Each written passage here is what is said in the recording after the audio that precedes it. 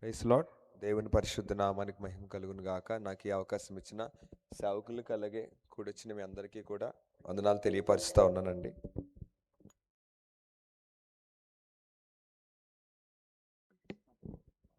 గడిచిన 3 నెలలు కూడా ఇక్కడ సేవ ఆశీర్వాదకరంగా జరిపించడానికి ప్రభు ఎంతగానో సహకారం చేశారు.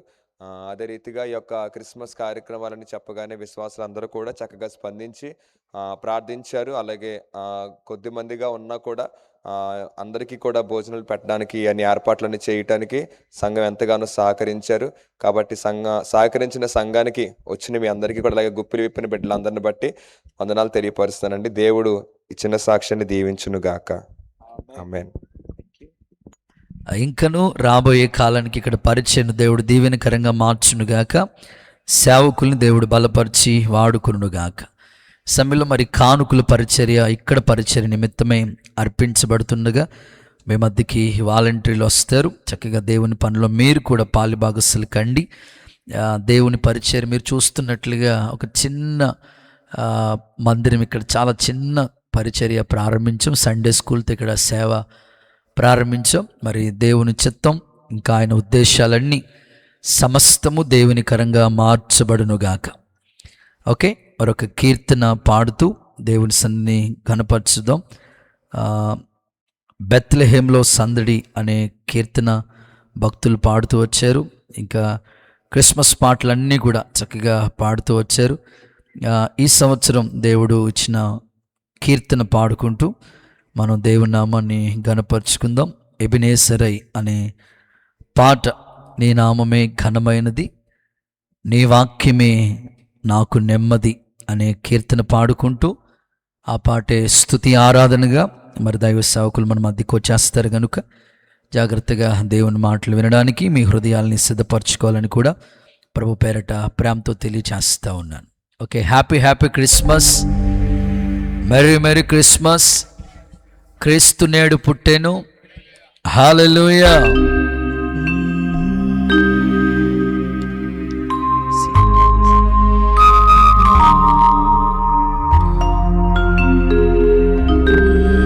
ఎబినేసరై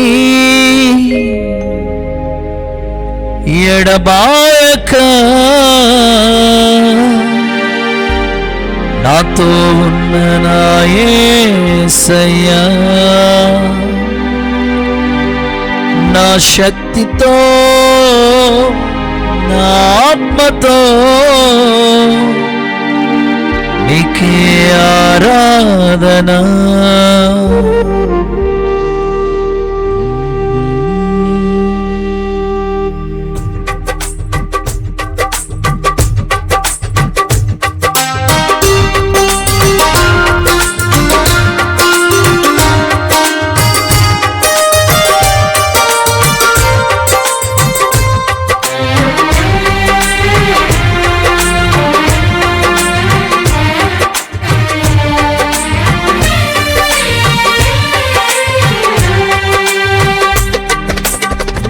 నామమే ఘనమైనది, నీ వాక్యమే నాకు నెమ్మది. నీ నామమే ఘనమైనది, నీ వాక్యమే నాకు నెమ్మది. నా నిరీక్షణ ఆధారమై నీ సన్నిధిలో నిలిపినది. నా హృదయానికి చేరువై నా కన్నీరు తుడచినది. ఎబినేసరై ఎడబాయక నాతో ఉన్న నా యేసయ్యా, నా శక్తితో నా ఆత్మతో నీకే ఆరాధన. ఎబినేసరై ఎడబాయక నాతో ఉన్న నా యేసయ్యా, నా శక్తితో నా ఆత్మతో నీకే ఆరాధన.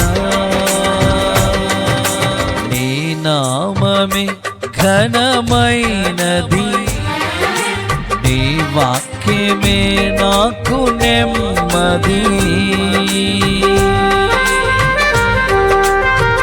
ప్రతి ఒక్కరూ సంతోషంగా ప్రభు నామాన్ని ఘనపరుస్తూ స్తుతిస్తూ ఈ ప్రత్యేక సమయాన్ని దేవుని ఘనపరచు మహిమపరచు సమయం కనుక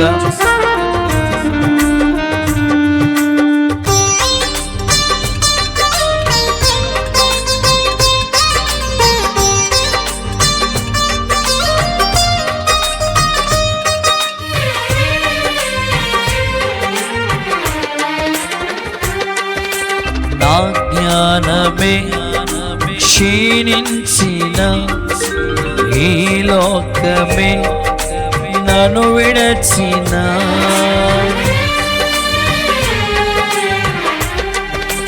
నా జ్ఞానమే క్షీణించిన ఈ లోకమే నన్ను విడచిన, విలువిచ్చిన వెలిగించినావు, నాయందు ఏమి ఆశించక విలువిచ్చి నన్ను వెలిగించినావు, నాయందు ఏమి ఆశించక ఎబినేజరై ఎడబాయక నాతో ఉన్న నా యేసయ్యా, నా శక్తితో నా ఆత్మతో నీకే ఆరాధన. ఎబినేజరై ఎడబాయక నాతో ఉన్న నా యేసయ్యా, నా శక్తితో నా ఆత్మతో నీకే ఆరాధన. నీ నామమే ఘనమైనది, నీ వాక్యమే నాకు నెమ్మది. అందరూ లేచి పడదాం, కళ్ళు మూసుకుందాం. ప్రభువా, దేవా నీకు స్తోత్రమయ్యా, యేసయ్యా మీకు స్తోత్రమయ్యా. నూతనమైన కృపతో నింపండి, నూతన బలముతో నింపండి. నీ సహాయము చేత మేము ప్రాకారములు దాటుతామయ్యా. ఎబినేజరై సహాయము చేయండి.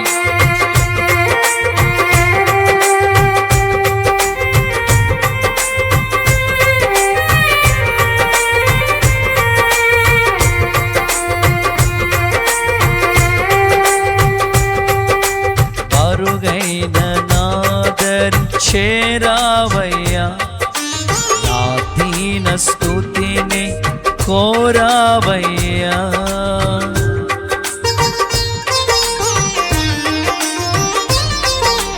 మరుగైన నాదరి చేరావయ్యా, నా దీన స్తుతిని కోరావయ్యా.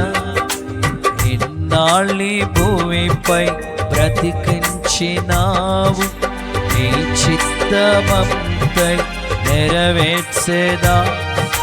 ఇన్నాళ్ళి భూమిపై బ్రతికించినావు, నీ చిత్తమంతై నెరవేర్చెదా. ఎబినేజరై ఎడబాయక నాతో నా యేసయ్యా, నా శక్తితో నా ఆత్మతో నీకే ఆరాధన. ఎబినేజరై ఎడబాయక నాతో ఉన్న నా యేసయ్యా, నా శక్తితో నా ఆత్మతో నీకే ఆరాధన. నీ నామమే ఘనమైనది, నీ వాక్యమే నాకు నెమ్మది.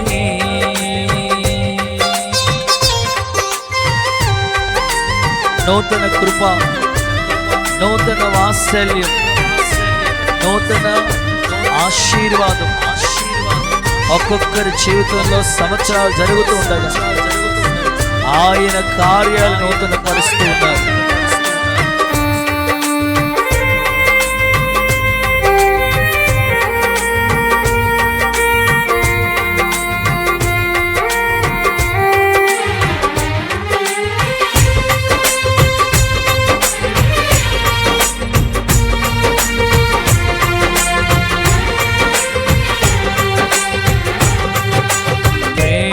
ప్రేమించువారే ద్వేషించిన పిలచిన నీవు నన్ను మరచునా?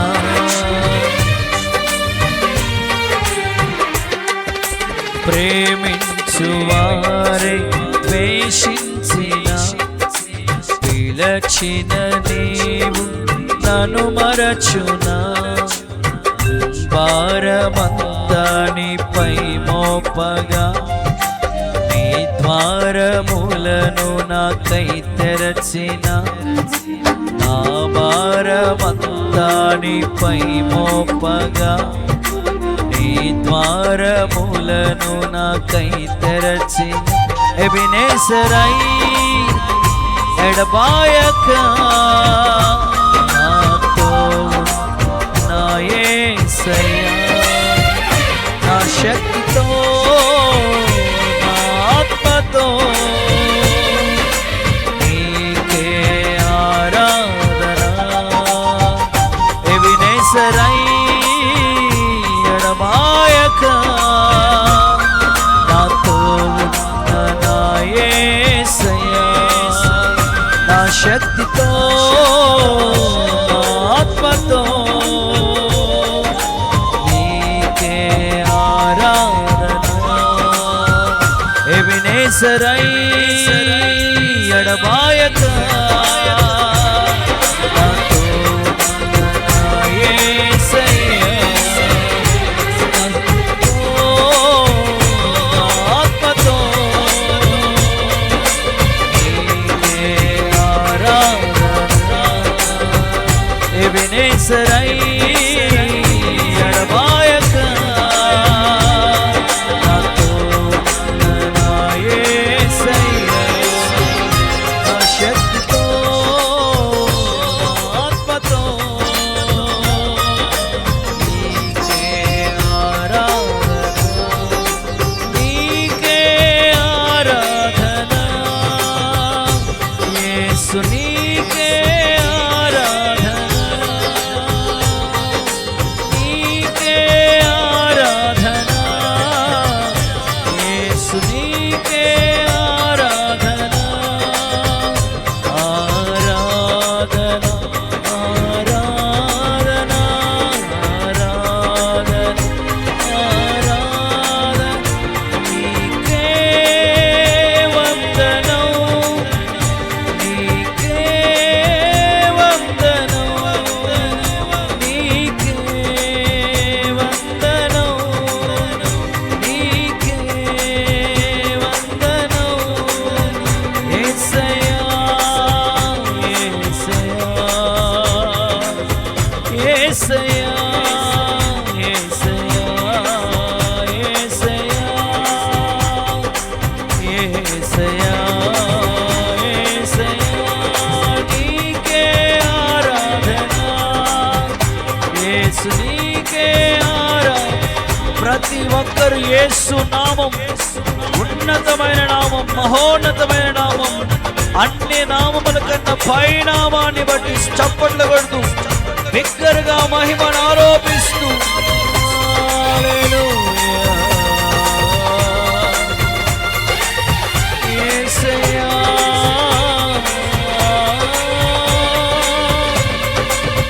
యేసయ్యా, యేసయ్యా, యేసయ్యా, యేసయ్యా, యేసయ్యా. మహిమ, మహామహిమ, పరలోకపు నిత్యానందం, నిత్యానందం, నిత్యానందం. సఫలపడుతుందం, సఫలపడివాల శమాంతరవర శమాంతరవర శగడరవ నింపు నాయన మహిమ దేవునికి మహిమ, ఆయనకి ఇష్టమైన వారికి ఈ భూమి మీద సమాధానము కలుగునుగాక, సమాధానము కలుగునుగాక. స్తుతిస్తూ ఉండగానే సమాధానం కలుగునుగాక.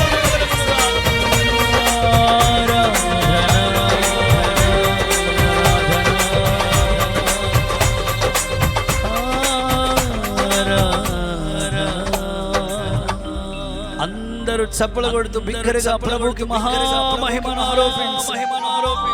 హల్లెలూయా. రెండు చేతులు ఆకాశం వైపు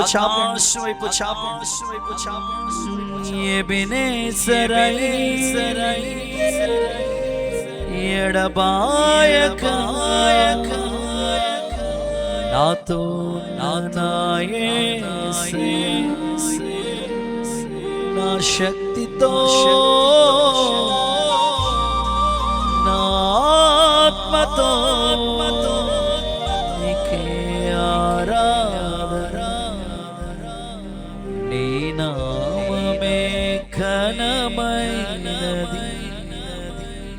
నీ వాక్యమే నాకు. అందరూ లాగి కళ్ళు మూసుకోనండి. తన దాసుని దేవుడు మరుగు చేసి అద్భుతమైన వాక్యం ద్వారా మనతో మాట్లాడబోతున్నారు. ప్రార్థన చేసుకుందాం. తల్ల వంచండి. ప్రభువా, నీ సేవకు నిలబెట్టుకుని వారి అనుభవ సాక్ష్యాన్ని అయ్యా, వాక్యాన్ని మీరే అందించండి అయ్యా అని ప్రార్థన చేసుకుందాం. సేవకులు ప్రార్థిస్తారు. ప్రార్థన. దేవానికి స్తోత్రం.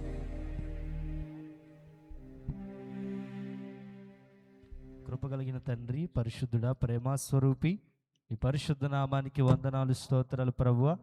ఈ శ్రేష్టమైన సమయాన్ని మీరు మాకు అనుగ్రహించినందుకై వందనాలు, స్తోత్రాలు. ఈ అంబాజీపేట జయంతి నగర ప్రాంతాన్ని, ప్రాంత ప్రజల్ని మీరు ఎంతో ప్రేమించారు అయ్యా తండ్రి. వీరి కొరకు మరి తండ్రి ఏర్పాటు చేయబడిన యొక్క క్రిస్మస్ వేడుకలో ఇంతవరకు మిమ్మల్ని స్తుతించి ప్రార్థించి అయ్యా తండ్రి ఆరాధించి గణపరచడానికి కృప చూపినందుకు వందనాలు ప్రభువా. అయ్యా నీకు స్తోత్రం తండ్రి. ఈ శ్రేష్టమైన సమయంలో అయ్యా వాక్యం వినుట కొరకై చేరి వచ్చిన ప్రజలందరితో మీరే ప్రభువా మీ దాసుల్ని బలపరిచి వాడుకుని అయ్యా అందరికీ కావలసిన శ్రేష్టమైన నీ మాటలు ప్రకటించమని ప్రార్థిస్తున్నాం ప్రభువా. మా మధ్యలోకి వచ్చిన ప్రభువా తండ్రి అయ్యా డాక్టర్ గారు, అయ్యా రతన్ బెనర్జీ గారిని బట్టి స్తోత్రం. వారిని బలపరిచి మీరు వాడుకోండి ప్రభువా. వారి నోట నుంచి వచ్చే ప్రతి మాట అది మీ మాటగా ఉండాలి. అనేకుల్ని రక్షణలోకి, నిజమైన క్రిస్మస్ సంతోషం పొందుకునే అనుభవంలోకి నడిపించడానికి సహాయం చేయండి. దుష్టుని గలిబిలు తొలగించండి. యేసుక్రీస్తు వారి నామములో ప్రార్థిస్తున్నాం తండ్రి, ఆమేన్. దయచేసి కూర్చుందాం. ప్రభు యొక్క పరిశుద్ధ నామమునకు మహిమ కలుగును గాక.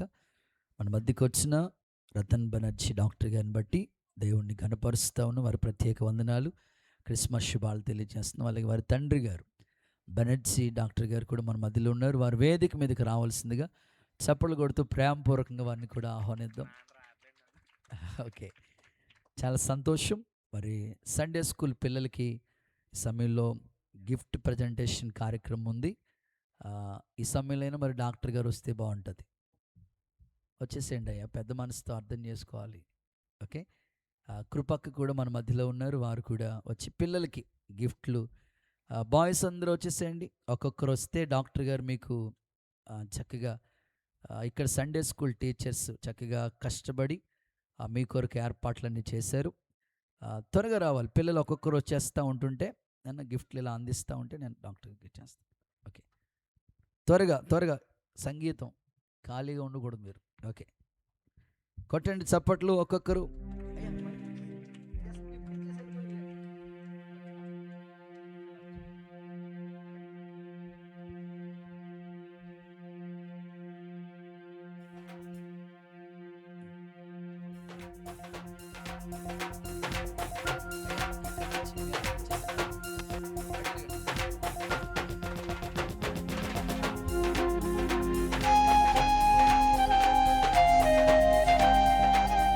క్లాప్స్ కొడతా ఉండాలి.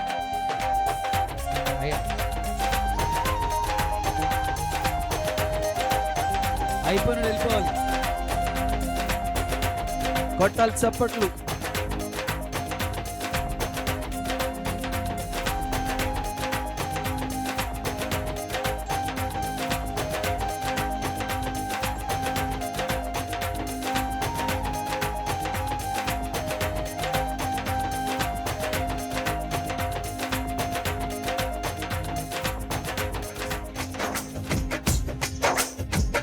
Okay thank you. తర్వాత గర్ల్స్ కృపక్క వస్తారు.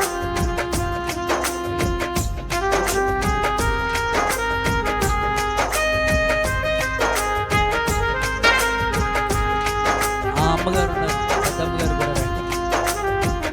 గౌరవిద్దాం, పెద్దల్ని గౌరవిద్దాం. మన మధ్యలో తల్లి గారు వచ్చున్నారు. వారి చేతుల మీద కూడా ఈ పిల్లలకి గిఫ్ట్ ప్రజెంటేషన్ జరుగుతుంది.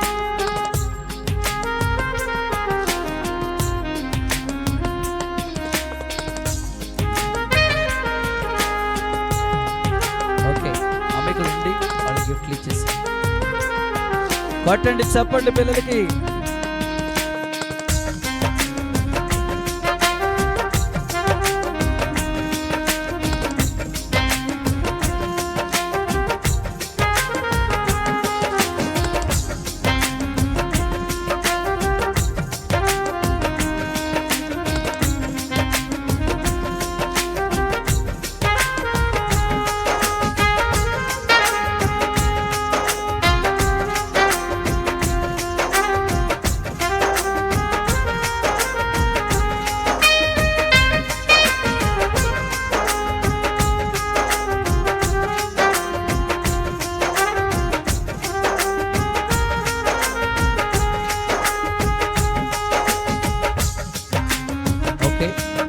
థ్యాంక్ యూ, చాలా సంతోషం. ఇంతవరకు పాటల్లో, స్తుతి ఆరాధనలో, కంఠస్థ వాక్యాల్లో, సండే స్కూల్ పిల్లల యొక్క కార్యక్రమాలు, ప్రత్యేకంగా స్కిట్ వాళ్ళు ప్రదర్శన చేయడానికి దేవుడు కృపనిచ్చారు. ఈ సమయంలో మరి మా పెద్దక్క విజయ్ హాస్పిటల్ అని డాక్టర్ బెనర్జీ గారి దగ్గర చక్కని వైద్య సేవలు అందించడానికి దేవుడు కృపనిచ్చారు. మరి నాకు చాలా కాలంగా అన్న అమలాపురంలో కిమ్స్లో చదువుకున్నప్పటి నుంచి పరిచయం. డాక్టర్ గారు కూడా ఆయా సందర్భాల్లో వారు దేవుని పరిచర్లు వెళుతూ ఉన్నారు, నేను దేవుని పరిచర్లో తిరుగుతూ ఉన్నాం. మొత్తం మీద అన్న డిసెంబర్లో మీకు ఒక్కరోజు ఖాళీ ఉంటే చెప్పండి అంటే 26వ తారీఖు ఖాళీ ఉందని వారు చెప్పటం. ఈరోజు మరి ఇక్కడ ఈ అంబాజీపేట ప్రాంతంలో ఇక్కడ చిన్న పరిచర్య ప్రారంభించబడింది. తమ్ముడు శ్రావణు అలాగే రాజేష్ ఇక్కడ పరిచర్య చేస్తున్నారు. వారి తల్లిదండ్రులు కూడా ఈ స్థలానికి వచ్చారు. వారిని బట్టి నేను దేవుని గనపరుస్తున్నాను. సంఘ బిడ్డలందరిని బట్టి ప్రభుని గనపరుస్తూ ఉన్నాను. ఇక ఆలస్యం చేయకుండా మరి వారి యొక్క యవ్వన కాలంలో ఎలా చదువుకుని ఒక హాస్పిటల్ని స్థాపించారో, నేటి యువతరం అనేకుల ఆశీర్వాదకరంగా ఉండాలనే ముఖ్య ఉద్దేశంతో వారి యొక్క సాక్ష్యాన్ని అందించబోతున్నారు, అలాగే వారి వాక్యాన్ని అందించబోతున్నారు. చప్పట్లు కొడుతూ బెనర్జీ డాక్టర్ గారిని ప్రేమపూర్వకంగా, రతన్ బెనర్జీ గారిని ఆహ్వానిద్దాం. కొట్టండి గట్టిగా.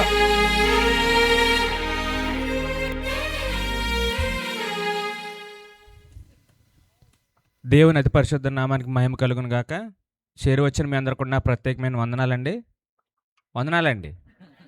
కొంచెం నాకు వందనాలు చెప్పకపోతే స్టార్టింగ్ ప్రాబ్లం. వందనాలండి. ఒకసారి దేవునికి స్తోత్రం చెల్లిందాం. Okay, happy Christmas, merry Christmas. అలాగే నాకు ఈ అవకాశం ఇచ్చిన స్థానిక సంఘ కాపరి లేదంటే తమ్ముడోళ్ళు కావచ్చు, అన్నోళ్ళు కావచ్చు, నా ప్రత్యేకమైన వందనాలు. అలాగే కృపక్కకి, మిగతా వాళ్ళందరూ కూడా నా ప్రత్యేకమైన వందనాలు చెల్లించుకుంటున్నాను.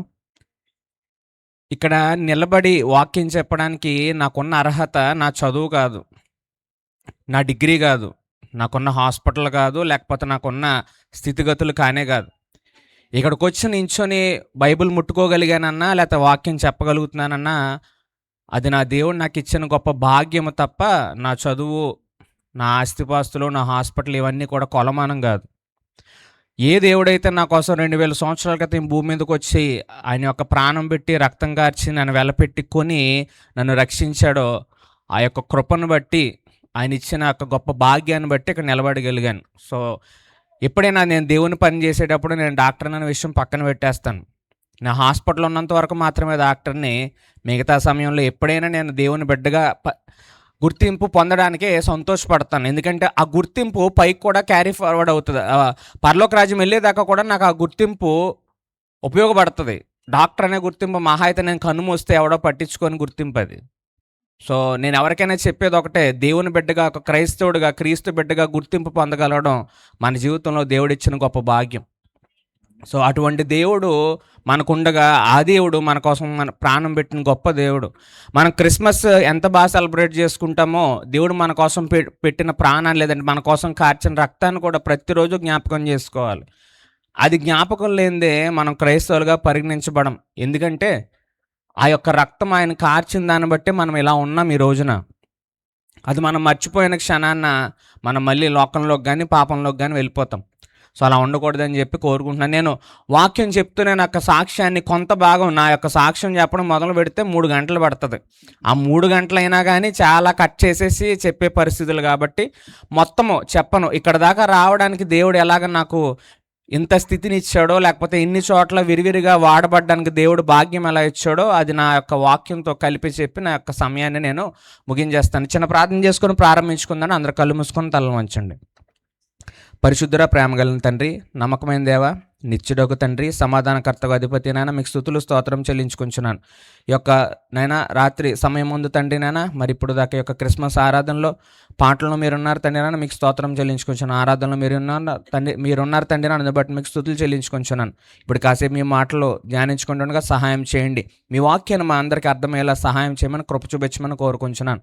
ఇక్కడ ఉన్న నాయన ప్రదేశం నీది నాయన, ప్రజలు నీ వారు, సమస్తము నీదే అన్నది నాయన.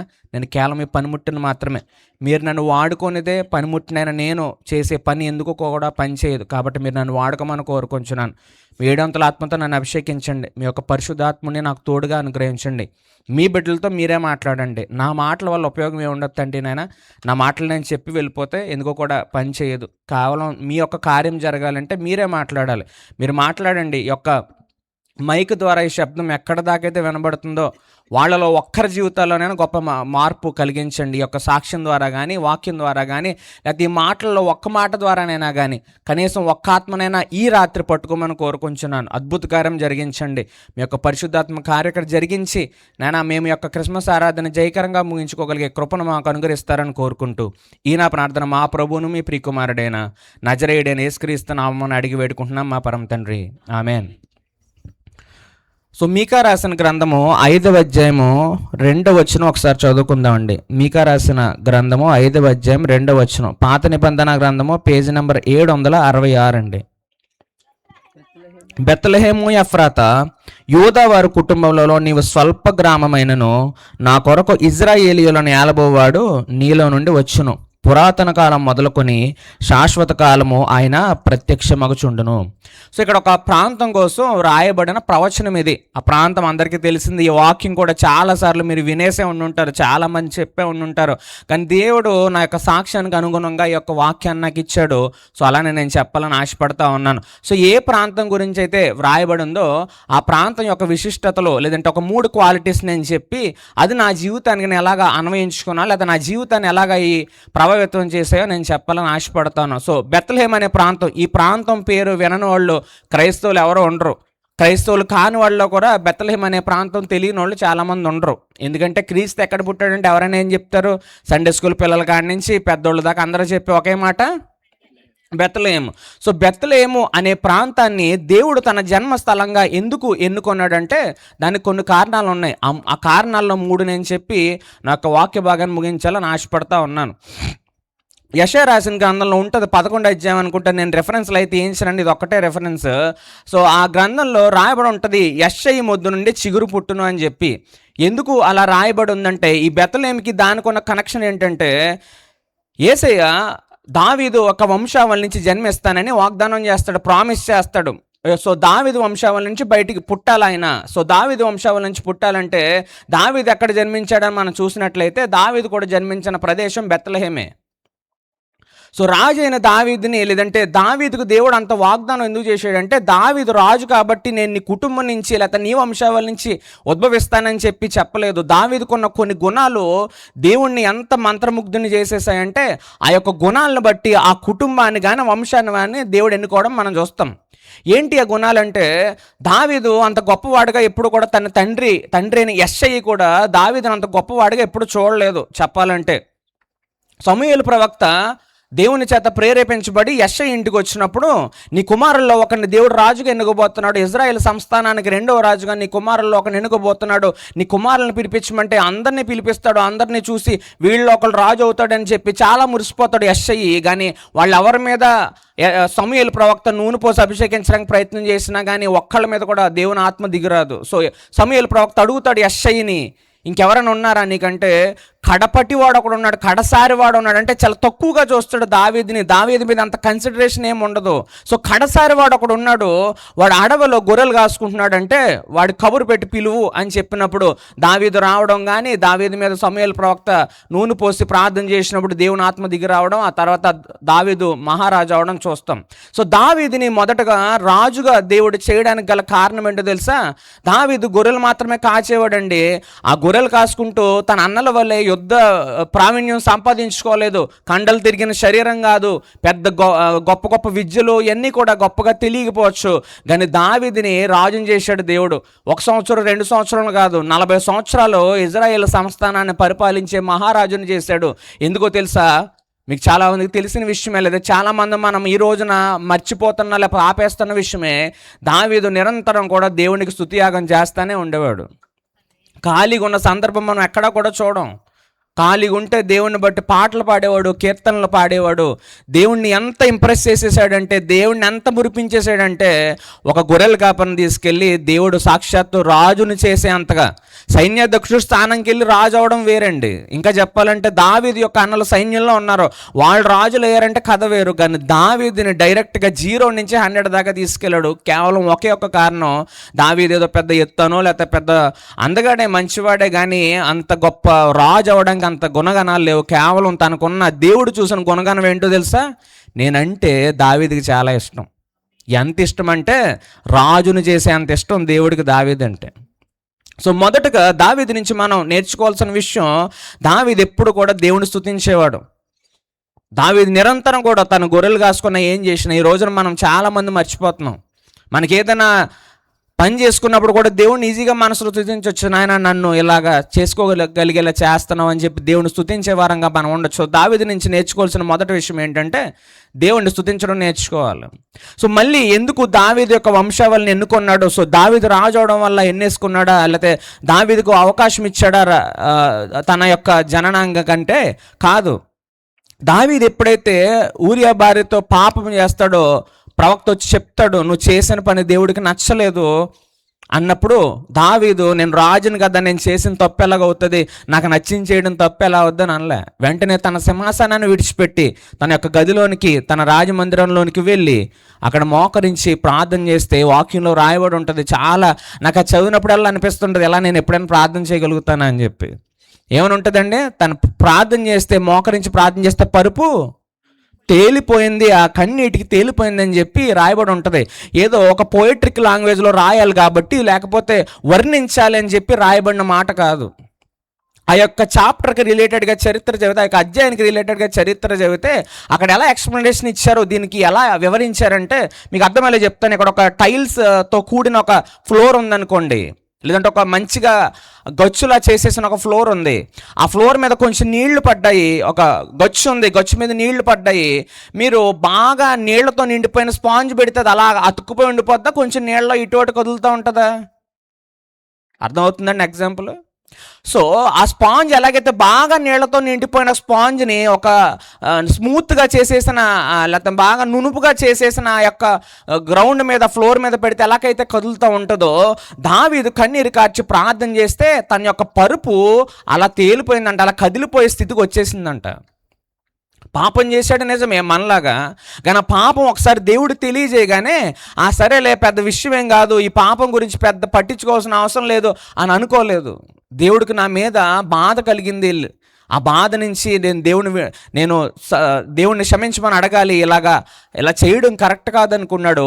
వెంటనే ప్రార్థన చేయడం మొదలుపెట్టాడు. తన పాపాన్ని దేవుడి దగ్గర ఒప్పుకున్నాడు. ఎంత ఘోరంగా, ఎంత బలంగా కన్నీరు కార్చాడంటే పరుపు తేలిపోయేంతగా. ఆ తర్వాతే దేవుడు దావీదుకు ఒక కితాబు ఇస్తాడు, లేదంటే ఒక బిరుదు ఇస్తాడు. ఏంటా బిరుదు? ఏమని పిలుస్తాడంటే దావీదుని? నా హృదయానుసారుడు అని. సో హృదయానుసారుడు అని పిలిపించుకోవడం అంత ఈజీ కాదు.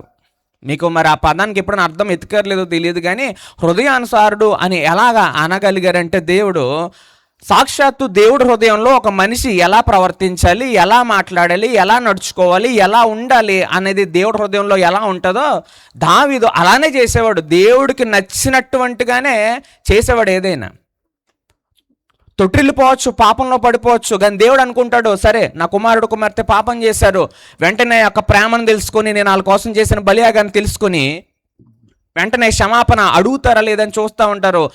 మనం అటువంటి సమయం వచ్చినప్పుడు చాలామంది మనలో ఆ పాపం లోపల ఉంటుంది, పాపం మనల్ని పీడించేస్తూ ఉంటుంది, కానీ దేవుని క్షమాపణ అడగం. అయ్యో దేవుడు ఎంగనని ఇడిచిపెట్టేస్తాడులే, నేను చేసిన పాపకి దేవుడు ఎంగనని పరిగణలోకి తీసుకోవట్లేనే కన్సిడరేషన్లోకి వెళ్ళిపోతారు చాలామంది. కానీ దావీదు అటువంటి ఆలోచన రాగానే, పాపం చేసిన ఫీలింగ్ రాగానే దేవుడిని వెంటనే క్షమాపణ అడగగలిగాడు. సో కాబట్టి దేవుడు దావీదుని హృదయానుసారుడని పిలిచాడు. సాక్షాత్తు దేవుని హృదయంలోని ఆలోచనలు ఎలా ఉంటాయో అలాంటి నడవడి కలిగిన వ్యక్తి దావీదు. ఆ యొక్క కితాబ్ ఇచ్చినాక, ఒక బిరుదు ఇచ్చినాక దావీదుకి దేవుడు వాగ్దానం చేశాడు. ఏంటి ఆ వాగ్దానం అంటే, నీ వంశావళి నుంచే నేను పుడతాను అని చెప్పి. సో యెషై మొద్దు నుండి చిగురు పుట్టును అని రాయబడి ఉంది. యెషై యొక్క వంశావళి, లేదంటే యెషై తర్వాత దావీదు, దావీదు తర్వాత సొలొమోను మహారాజు, దావీదు తర్వాత అంత గుర్తింపు కలిగిన వాళ్ళ యొక్క వంశంలో ఎవరో లేరు. లేదంటే అంత మంచిగా దేవుణ్ణి ఇంప్రెస్ చేసిన వాళ్ళు, కానీ అంత ఘనంగా దేవుణ్ణి మురిపించిన వాళ్ళు ఎవరో కూడా యెషై వంశంలో ఉన్నట్టు మరి బైబిల్లో అయితే నేను అంతగా ఎప్పుడు కూడా అనిపించలేదు నాకు. నేను ఇంకా చాలా చదవాల్సింది చాలా ఉంది ఓల్డ్ టెస్టిమెంట్లో. నేను చదివినంత వరకు మాత్రం దావీదు మహారాజు తర్వాత అంత కీర్తి ప్రతిష్టలు ఎవరికి రాలేదు. సో మొద్దుబారిపోయింది యొక్క యెషై వంశావళి, మొద్దుబారిపోయింది.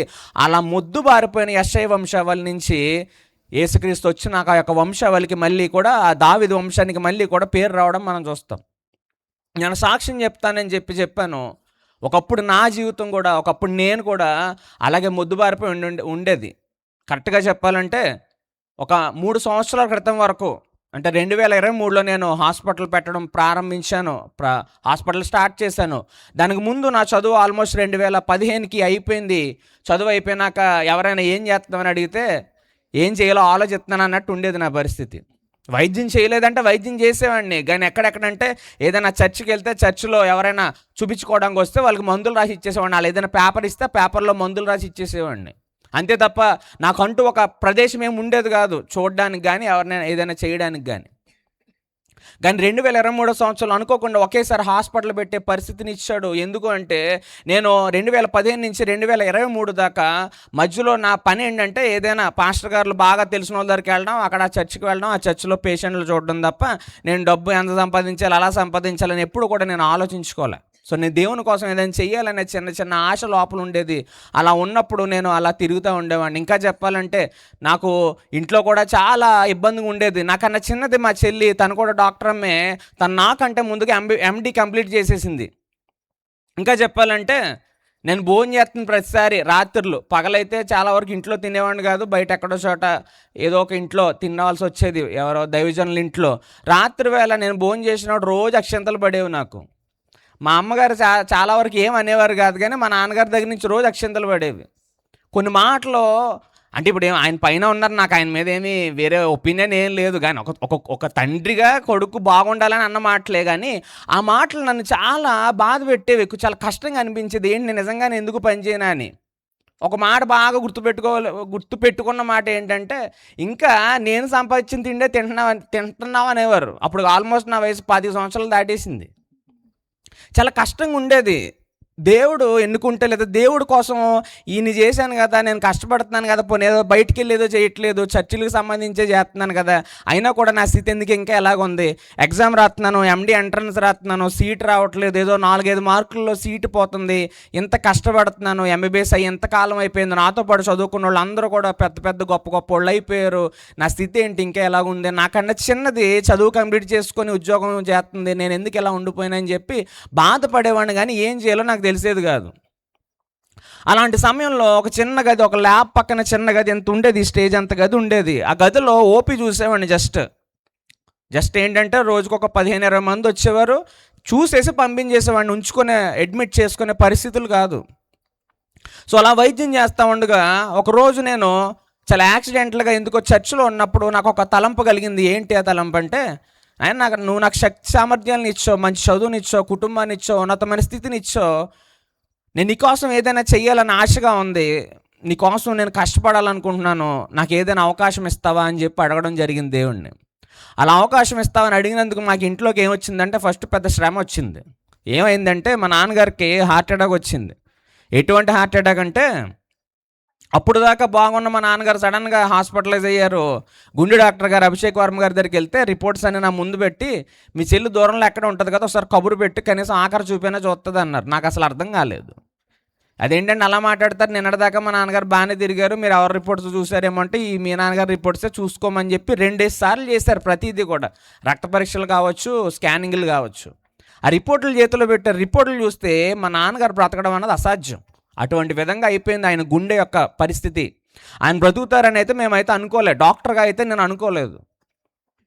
ఆ యొక్క స్థితి ఆల్మోస్ట్ ఒక 2 నెలలు మేము ఆ యొక్క పరిస్థితిలోనే, మా నాన్నగారు ఉంటారా లేదా అనే పరిస్థితిలోనే గడిపేశాం. కానీ ఆపరేషన్ చేయించాం, open heart surgery, bypass operation.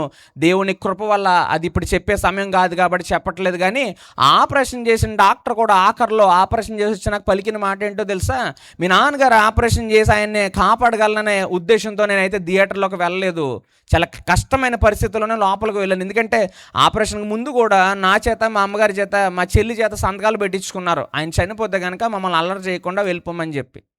మిగతా వాళ్ళందరూ సంతకాలు పెట్టడం ఒక ఎత్తు అయితే మేము పెట్టడం ఒక ఎత్తు. డాక్టర్ల కుటుంబంలో ఎవరైనా డాక్టర్లు తప్పిదం వల్ల చచ్చిపోతే మామూలు ఇష్యూలు ఉండవు. మీకంటే తెలియదు కాబట్టి డాక్టర్లు ఏదని చెప్పి మసిపూసి మారేడుగా చేసి మమ్మల్ని అలా చేయడానికి ఏమి ఉండదు, మేమే చెప్తాం ఎందుకు జరిగిందో. సో వాళ్ళు మా చేత 1-2 సార్లు ఈ విషయం చెప్పి సంతకాలు పెట్టించుకుని పంపించేశారు. ఆపరేషన్ చేసి వచ్చిన డాక్టర్ గారు ఒక మాట చెప్పారు, అది ఒక్కటే చెప్పి మళ్ళీ నేను వాక్యంలోనికి వెళ్ళిపోతాను. ఆయన ఆపరేషన్ చేసి వచ్చి నన్ను, మా చెల్లిని థియేటర్లోకి పిలిచారు.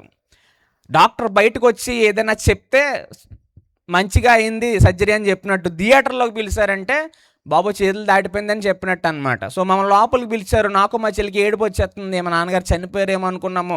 లోపలికి వెళ్ళగానే డాక్టర్ గారు అలా టోపీ తీస్తూ నా భుజం మీద, మా చెల్లి భుజం మీద చేసి చాలా కష్టమైన ఆపరేషన్ చేయడం ప్రారంభించాను. ఈరోజు ఆపరేషన్ చేయడం మొదలుపెట్టిన ఒక 40 నిమిషాల తర్వాత నా కళ్ళు ఎందుకో మసకబారిపోయినాయి. నాకు చాలా వరకు కొన్ని ప్రాంతాల్లో నేను ఆపరేషన్ చేస్తుంటే అంత మంచిగా చూడలేకపోయాను. అయినా కానీ ఆపరేషన్ ఆపే పరిస్థితులు కాదు. అప్పటికే ఇవ్వాల్సిన డ్రగ్స్ అన్ని ఇచ్చేసాం, లేట్ చేస్తే కుదరదు, ఆపరేషన్ కంటిన్యూ చేయాలి. కాబట్టి ఆపరేషన్ అలా జరిపిస్తాను ఉన్నాను. కంటికి సరిగా కనబడలేదు కానీ ఆపరేషన్ కంటిన్యూ చేయాలి కాబట్టి చేస్తూనే ఉన్నాను. ఒక 20 నిమిషాల తర్వాత నాకు మళ్ళీ చూపు స్పష్టంగా కనబడడం మొదలుపెట్టింది.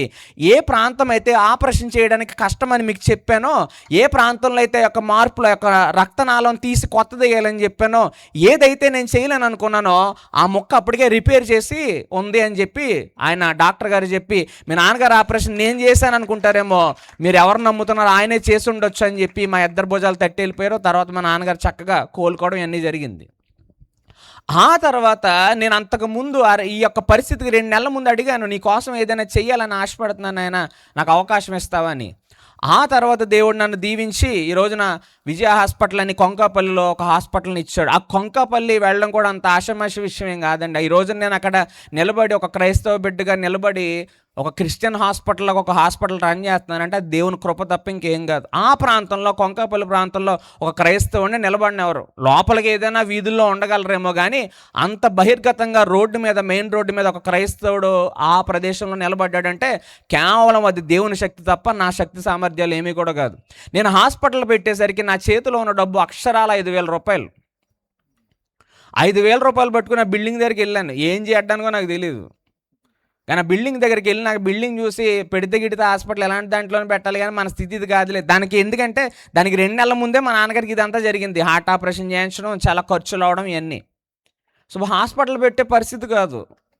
5,000 రూపాయలు ఉన్నాయి చేతిలో. బిల్డింగ్ చూస్తాను, తీసుకోవాలనిపించింది కానీ పరిస్థితి కాదు. ఇంట్లో అడిగే పరిస్థితులు కూడా, ఇంట్లో కూడా అంత మేము అంత ఉన్నోళ్ళం అంటే ఇంట్లో అందరం డాక్టర్లు అని చాలా ఉండుంటాయి, కోట్లు అనుకుంటారు కానీ కోట్లు అప్పులు అయితే ఉన్నాయి. సో నేను ఆ బిల్డింగ్ చూసినాక తీసుకోవాలనిపించినా తీసుకోలేక వద్దు అని చెప్తే ఆ యొక్క బిల్డింగ్ చూపించిన వ్యక్తి అన్నారు, ఒక 5 రోజులు టైం తీసుకోండి, లోపల సర్దుకోండి అని అన్నారు నన్ను. ఎక్కడి నుంచి వస్తలే, సరే ఈయన బురదనెత్తున్నాడు కదా అని చెప్పి ఒప్పుకున్నాను. తర్వాత రోజు ఎందుకో ప్రేరేపణ కలిగింది, ఒక బైబిల్ కొనుక్కున్నాను. ఆ బైబిల్ కొనుక్కొని వెళ్ళి ఆ యొక్క బిల్డింగ్లోకి వెళ్ళి మోకరించి ప్రార్థన చేయడం మొదలుపెట్టాను. నాయన అసలు ఈ బిల్డింగ్ ఎక్కడ ఉందని నాకు తెలియదు, ఈ ప్రదేశానికి నేను ఎప్పుడు కూడా రాలేదు, ఇక్కడికి తీసుకొచ్చావు. ఒకవేళ నేను హాస్పిటల్ పెట్టడం నీ యొక్క చిత్తమే అయితే కనుక, ఒకవేళ నువ్వు నన్ను ఎన్నుకొని నన్ను నడిపించడం ఒకవేళ నిజమే నీ ప్రణాళిక అయితే కనుక సహాయం చేయని.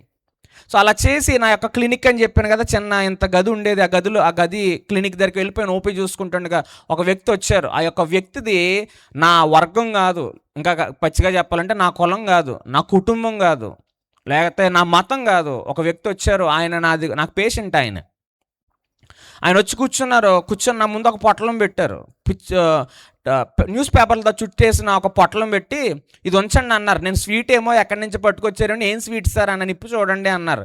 సర్ప్రైజ్ ఎందుకంటే చెప్పండి, నాకు ఎలాగో స్వీట్లు అంటే ఇష్టం అన్నాను. సరే చెప్పండి అన్నారు. ఇప్పు చూశాను, తీరా దాంట్లో 200-500 రూపాయల నోట్ల గట్టలు ఉన్నాయి.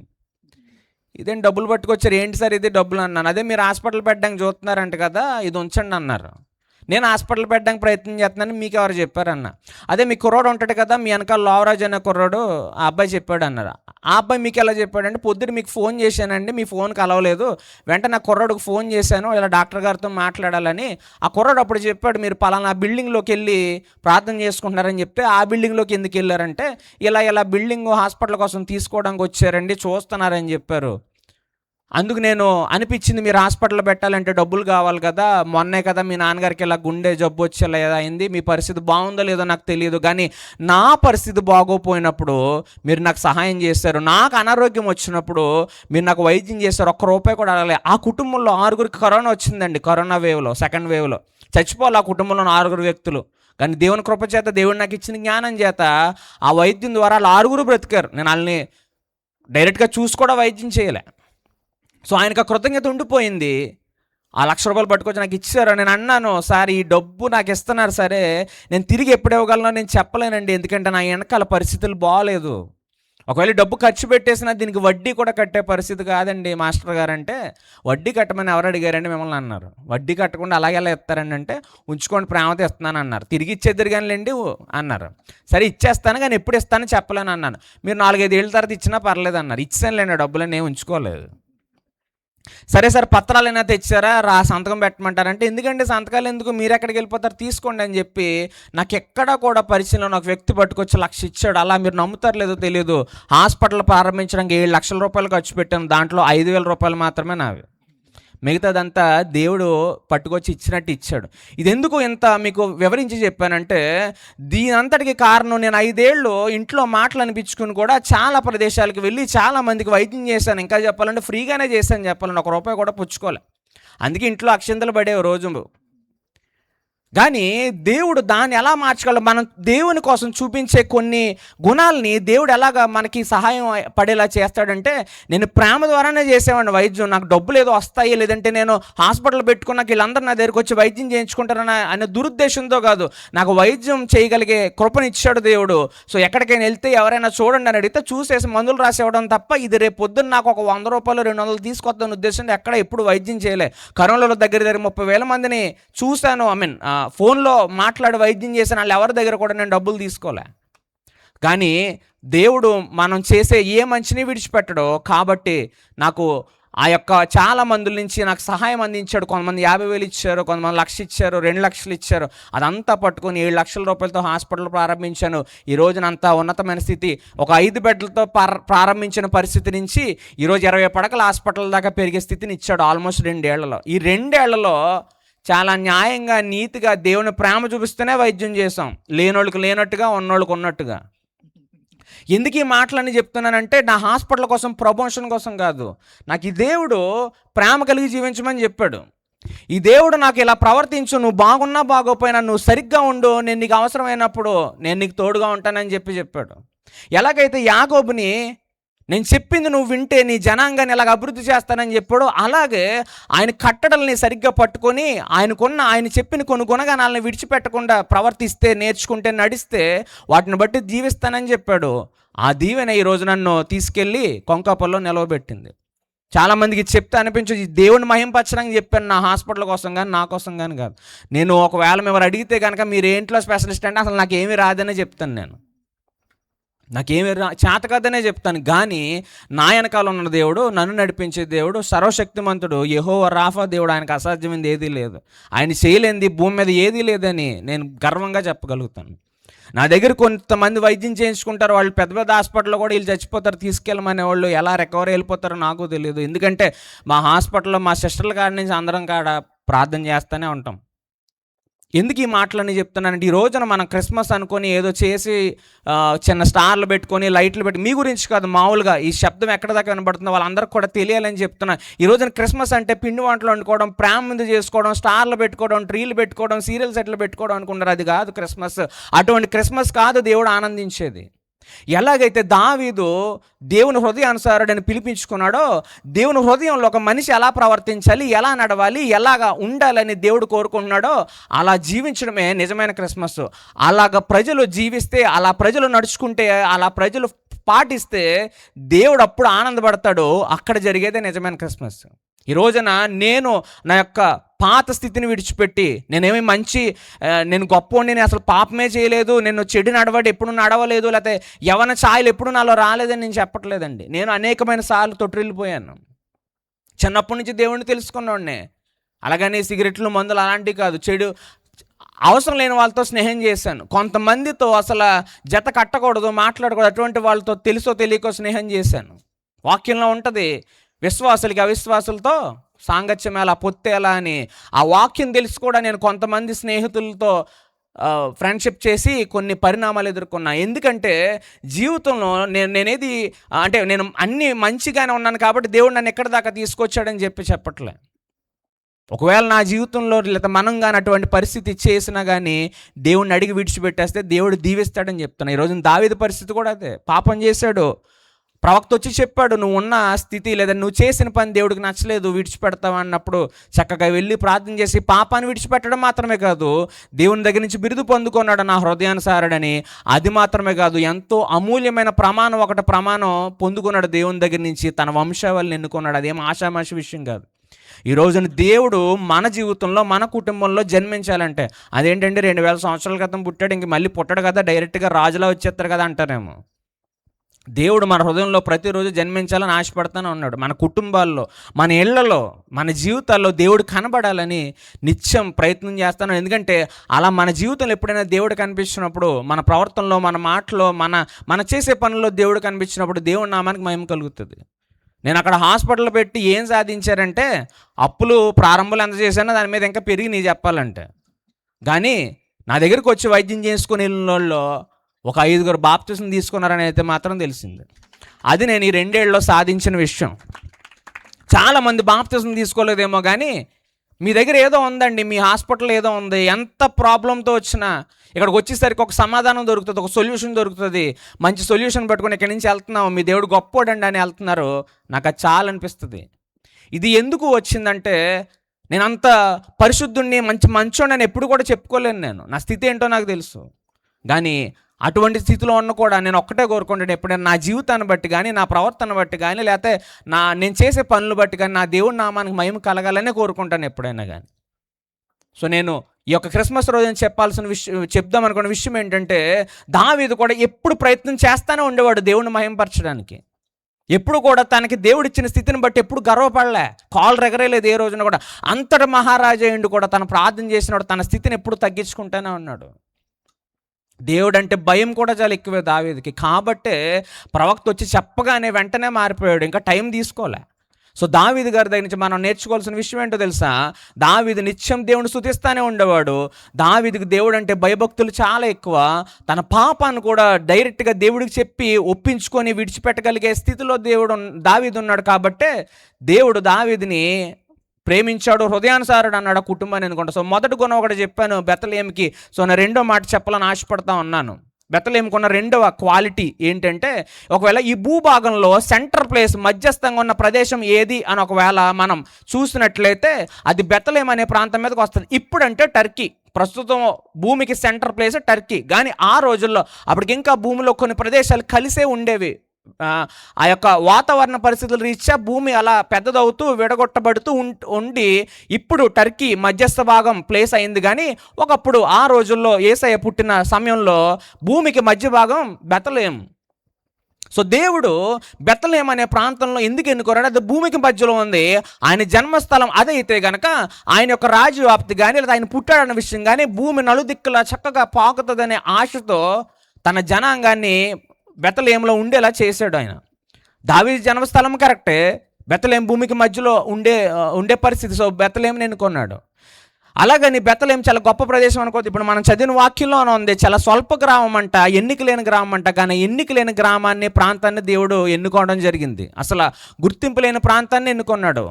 ఆ రోజుల్లో ఒకవేళ బాగా ధనిక ప్రదేశం, బాగా డబ్బులు ఉన్న వాళ్ళు ఉన్న ప్రదేశం ఏదని చూసినట్లయితే బబులోను సామ్రాజ్యం లేదా బబులోను ప్రదేశం బాగా ధనిక దేశం. అంటే ఇప్పుడు మనం అనుకుంటే హైదరాబాద్ బాగా ఉన్నోళ్ళు ఉండే ప్రాంతం అనుకుంటాం కదా, అలాగా ఆ రోజుల్లో బబులోను ప్రాంతం బాగా విలువైన ప్రాంతం. కానీ దేవుడు విలువైందని ఎంచుకోలే. ఆ యోధా ఎఫ్రాతా గ్రామాల్లో బహు స్వల్పమైన ఈ గ్రామాన్ని ఎంచుకున్నాడు.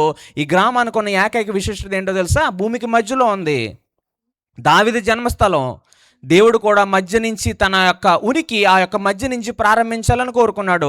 ఆ యొక్క ప్రదేశాన్ని ఎన్నుకున్నాడు. అప్పుడు దాకా గ్రామాన్ని ఎవరు కూడా అంత గొప్పగా చూడలేదు. అప్పుడు దాకా గ్రామానికి పెద్ద విలువ లేదేమో, ఆ యోధా వారి కుటుంబంలో చాలా స్వల్పంగానే ఉండేదేమో. కానీ ఆ ప్రాంతాన్ని దేవుడు ఎన్నుకొని బెత్లెహేము ఈ రోజున ప్రతి ఒక్కరు మాట్లాడుకునే స్థితి దాకా తీసుకొచ్చాడు. సో బెత్లెహేము సాక్ష్యం ఇస్తుంది యేసయ్య కొరకు. ఒకప్పుడు నేను భూమికి మధ్యలో ఉన్నాను, యేసయ్య నాలో జన్మించాడని చెప్పి ఈ రోజు దాకా బెత్లెహేము సాక్ష్యం ఇస్తూ ఉంది అనేక మందికి. ఈ క్రిస్మస్లో నేను అడుగుతున్నాను, మీలో ఎవరైనా యేసయ్యకి సాక్షులుగా నిలబడుతున్నారా? ప్రతిరోజు కనీసం ఒక్కరికైనా నేను క్రీస్తు బిడ్డనని మనం చెప్పగలుగుతున్నామా? మన మాటలతో, మన మాట తీరు ద్వారా కానీ, మన ప్రవర్తన ద్వారా కానీ, మన నడవడి ద్వారా కానీ, మనం చేసే పనుల ద్వారా కానీ మనం క్రీస్తు బిడ్డలమని ఎవరికైనా తెలియజేయగలుగుతున్నామా? బెత్లెహేము ఒకప్పుడు ఎన్నిక లేనిదే, ఒకప్పుడు స్వల్ప గ్రామమే, పేరు ప్రఖ్యాతులు ఏమీ లేవు. ఆ యోధా కుటుంబంలో చాలా విలువ లేని భూభాగమే లేదా గ్రామమే కావచ్చు. కానీ యేసయ్య జన్మించినాక చాలా గర్వంగా చెప్పుకుంది, యేసయ్య నాలో, నా ప్రాంతంలో పుట్టాడని చెప్పి. ఈ రోజున అలాగా మన జీవితంలో జన్మించిన యేసయ్య కోసం మనం ఎంతమందికి పరిచయం చేస్తున్నాం? ఇలా ఎప్పుడైనా మహా అయితే క్రిస్మస్ సీజన్లో అది పెట్టుకుంటామేమో, కానీ దేవుణ్ణి ప్రతిరోజు ఇతరులకు పరిచయం చేయాల్సిన వారమే ఉన్నాం. నేను అనుకుంటాను, నేను దేవుని ఒక్కటే అడిగాను, నీ కోసం నాకు ఏదో చేయాలని ఆశ కలుగుతుంది ఆయన, నాకు అవకాశం ఇస్తామన్నప్పుడు నేను ఎక్కడో ఒక చిన్న మూల ఎంత గదిలో ఓపి చూసుకుంటే ఆ పని జరగదని దేవుడికి తెలుసు. సో నేను దేవుని కోసం వాడబడాలనుకున్నాను. దేవుడు నన్ను ఎక్కడో మూలలో ఉంచలేదు, కిమ్స్లో ఉంచలేదు, బట్నవిల్లో ఉంచలేదు. తీసుకొచ్చి అమలాపురంగా నడిబొడ్డాను కొంకాపల్లిలో పెట్టాడు. కొంకాపల్లిలో పెట్టడం మాత్రమే కాదు, ఒక 2-3 నెలల్లోనే అనేక మంది సేవకులకి పరిచయం అయ్యేలా చేశారు. అసలు అనుకోలేదు నేను ఎంతమంది సేవకులు పరిచయం అవుతారు, కానీ అంతమంది సేవకులతో సంబంధం ఉంటుంది. కానీ అన్నోళ్ళు అంటే నాకు ఎప్పటి నుంచో తెలుసు, నేను ఎంబీబీఎస్ చదవడం ప్రారంభించినప్పటి నుంచి కూడా తెలుసు. సో ఈ రోజున దేవుడిని ఒక అడిగాను, నేను నీ కోసం ఏదో చేయాలని ఉంది, నాకు అవకాశం ఇస్తావంటే కొంకాపల్లిలో నిలబెట్టాడు, హాస్పిటల్ని ఇచ్చాడు. ఇక్కడ దాకానేమో అనుకున్నాను, తద్వారా అనేక మంది సేవకులకు పరిచయం అయ్యేలా చేశాడు. ఆ సేవకుల్లో చాలామంది నన్ను వాళ్ళ యొక్క సంఘాల్లో కానీ, మీటింగుల్లో కానీ దేవుని కొరకు సువార్త చెప్పడానికి పిలుస్తున్నారు. అలాగా పిలవడం మొదలైనాక నేను ఇంకా ఎక్కువ ప్రార్థన చేసుకొని ఆ వాక్యం చెప్పగలిగే తలాంతి ఏమని అడిగాను. నేనేమి ట్రైనింగ్లు తీసుకోలేదు, లేదంటే ఇదేమి గొప్ప వాక్యం అని మీ ముందు నేను ప్రలోభాలకు పోవడానికి రాలేదు. కానీ ఒక చిన్న దీన స్థితిలో ఉన్న నన్ను దేవుడు ఎక్కడ దాకా లేదా కొంకపల్లి దాకా ఎలా తీసుకొచ్చాడో నాకు సాక్ష్యంలో వాక్యం ద్వారా కలిపి చెప్పి వెళ్ళిపోవాలన్నది నాకు ఆశ. కిమ్స్లో ఉండేవాడిని, మా నాన్నగారు పెద్ద ప్రొఫెసర్, మా చెల్లి నాకన్నా చిన్నది ఎండీ చేసేసింది, నేను మాత్రం ఎంబీబీఎస్ డిగ్రీ పట్టుకుని ఇటు అటు తిరుగుతూ ఉండేవాడిని. కానీ హాస్పిటల్ పెట్టే కృపను ఇచ్చాడు. చాలామంది నా క్లాస్మేట్లు ఎండీ చేసేసి, ఎంఎస్ఎల్ చేసేసి ఉన్నవాళ్ళు నా దగ్గరకు వచ్చి పనిచేసే స్థితిని ఇచ్చాడు నాకు దేవుడు. వాళ్ళు ఎండీలు ఎంఎస్ఎల్ నాకంటే ముందే చేశాను. నేను ఎంబీబీఎస్ చేసి డైబెటాలజీ చేశాను, అది ఎండీ డిగ్రీ అంత ఎక్కువ అయితే కాదు. కానీ నా హాస్పిటల్లో పనిచేయడానికి వాళ్ళు వచ్చేలా దేవుడు స్థితిని ఇచ్చాడు. ఎందుకో తెలుసా, నా దేన స్థితే, నన్ను ఎవరు గుర్తించలేని స్థితే, ఆఖరికి నా తండ్రి కూడా నన్ను పెద్దగా పరిగణించలేని స్థితే. కానీ దేవుడు నా జీవితంలో జన్మించడానికి లేదా దేవుడు నా జీవితంలో కనబడడానికి నేను దేవుడికి మాట ఇచ్చాను, నాయన నాకు నువ్వు శక్తి సామర్థ్యాలను ఇచ్చావు, నన్ను ఇలా ఉంచావు కదా, నాకు ఇచ్చిన ఈ యొక్క స్థితిని బట్టి నేను చూపిస్తాను నాయన అన్నప్పుడు దేవుడు నన్ను తీసుకెళ్ళాగా ఆ ప్రదేశంలో కొంకపల్లిలో నిలవబెట్టాడు. అనేక మందికి పరిచయం చేశాడు. ఈరోజు అనేకమైన ప్రదేశాల్లో వాడబడే కృపను ఇచ్చాడు. ఈ కృప ఎంతవరకు ఉంటుందో తెలియదు, కానీ ఉన్నంత వరకు కష్టపడాలన్నది నా యొక్క ఆశ. సో బెత్లెహేము అనే ప్రాంతం తనలో పుట్టిన యేసయ్య కోసం ఎవరికి చెప్పకుండా దాచుకోలేదు. గర్వంగా చెప్పింది యేసయ్య నాలో పుట్టాడని. ఈ రోజున అదే కోరుకుంటున్నాడు నీలో నుంచి నాలో నుంచి కూడా. క్రిస్మస్ అని చెప్పి ఏదో సంవత్సరానికి ఒకసారి నువ్వు స్టార్ పెట్టుకోవడంలో, ట్రీ పెట్టుకోవడంలో నువ్వు క్రైస్తవుడు అని తెలిస్తే కాదు, నువ్వు ప్రతిరోజు క్రీస్తు పెట్టినని చెప్పాలి. నువ్వు ప్రతిరోజు నీ కోసం దేవుడు ఎలా రక్తం కార్చాడో కనీసం ఒక్కరికైనా చెప్పి మార్చగలిగే భాగ్యం మనం పొందుకోవాలి. ఈ ఆఖరి రోజులు, ఈ కడవరి రోజుల్లో నశించిపోతున్న అనేక మంది ఉన్నారు. నశించిపోతున్న అనేక మంది యవనస్తుల కోసం చెప్తున్నాను. నేను కూడా ఒకప్పుడు అటువంటి త్రోవలో నడిచిన వాడిని. ఇప్పుడు చెప్పాను కదా, దుష్ట సాంగత్యం చేసిన వాడిని, తొక్కకూడని త్రోవ తొక్కిన వాడిని. కానీ ఇక్కడ దాకా ఎలా నిలబెట్టాడో తెలుసా? ఎలాగైతే దావీదుకి ప్రవక్త నాతాన్ ప్రవక్త వచ్చే పాపం చేశామని చెప్పినాడు, ఎలాగైతే దావీదు విడిచిపెట్టాడు, అలా నేను విడిచిపెట్టడం మొదలుపెట్టారు. ఒకే రోజు జరిగిపోయిందని నేను చెప్పను, కానీ అలా కాలకమైన చేత్తూ నేను దేవుని క్షమాపణ అడిగినందుకు దేవుడు నాకు ఇచ్చిన గొప్ప భాగ్యం ఏంటంటే నా కుటుంబమే నా పేరు చెప్పుకునేలా ఒక ఘనమైన స్థితిని ఇచ్చాడు. ఆయన కోసం వాడబడిగే కృపనిచ్చాడు. సో నేను నీకు ఏదో చెయ్యాలనుకుంటున్నందుకు దేవుడు నన్ను అలా విడిచిపెట్టేలే. సరే నా కోసం నువ్వు సేవ చేయాలనుకుంటున్నావు కదా, నువ్వు నీ డిగ్రీ చింపేసిరా, లేకపోతే నువ్వు నీ వృత్తిని వదిలేసుకో, నువ్వు అలా ఉండిపోవాలని ముందు నా స్థితిని హెచ్చించాడు నా దేవుడు. ఎంత ప్రేమమేడో చూడండి. దేవుణ్ణి ఆరాధించినందుకు గొర్రెల కాపరిని రాజుని చేసినట్టే ఇంకా నా తిండే తింటున్నావు అన్నోడికి మంచి హాస్పిటల్ని ఇచ్చి ఉన్నతమైన స్థితిలో పెట్టారు.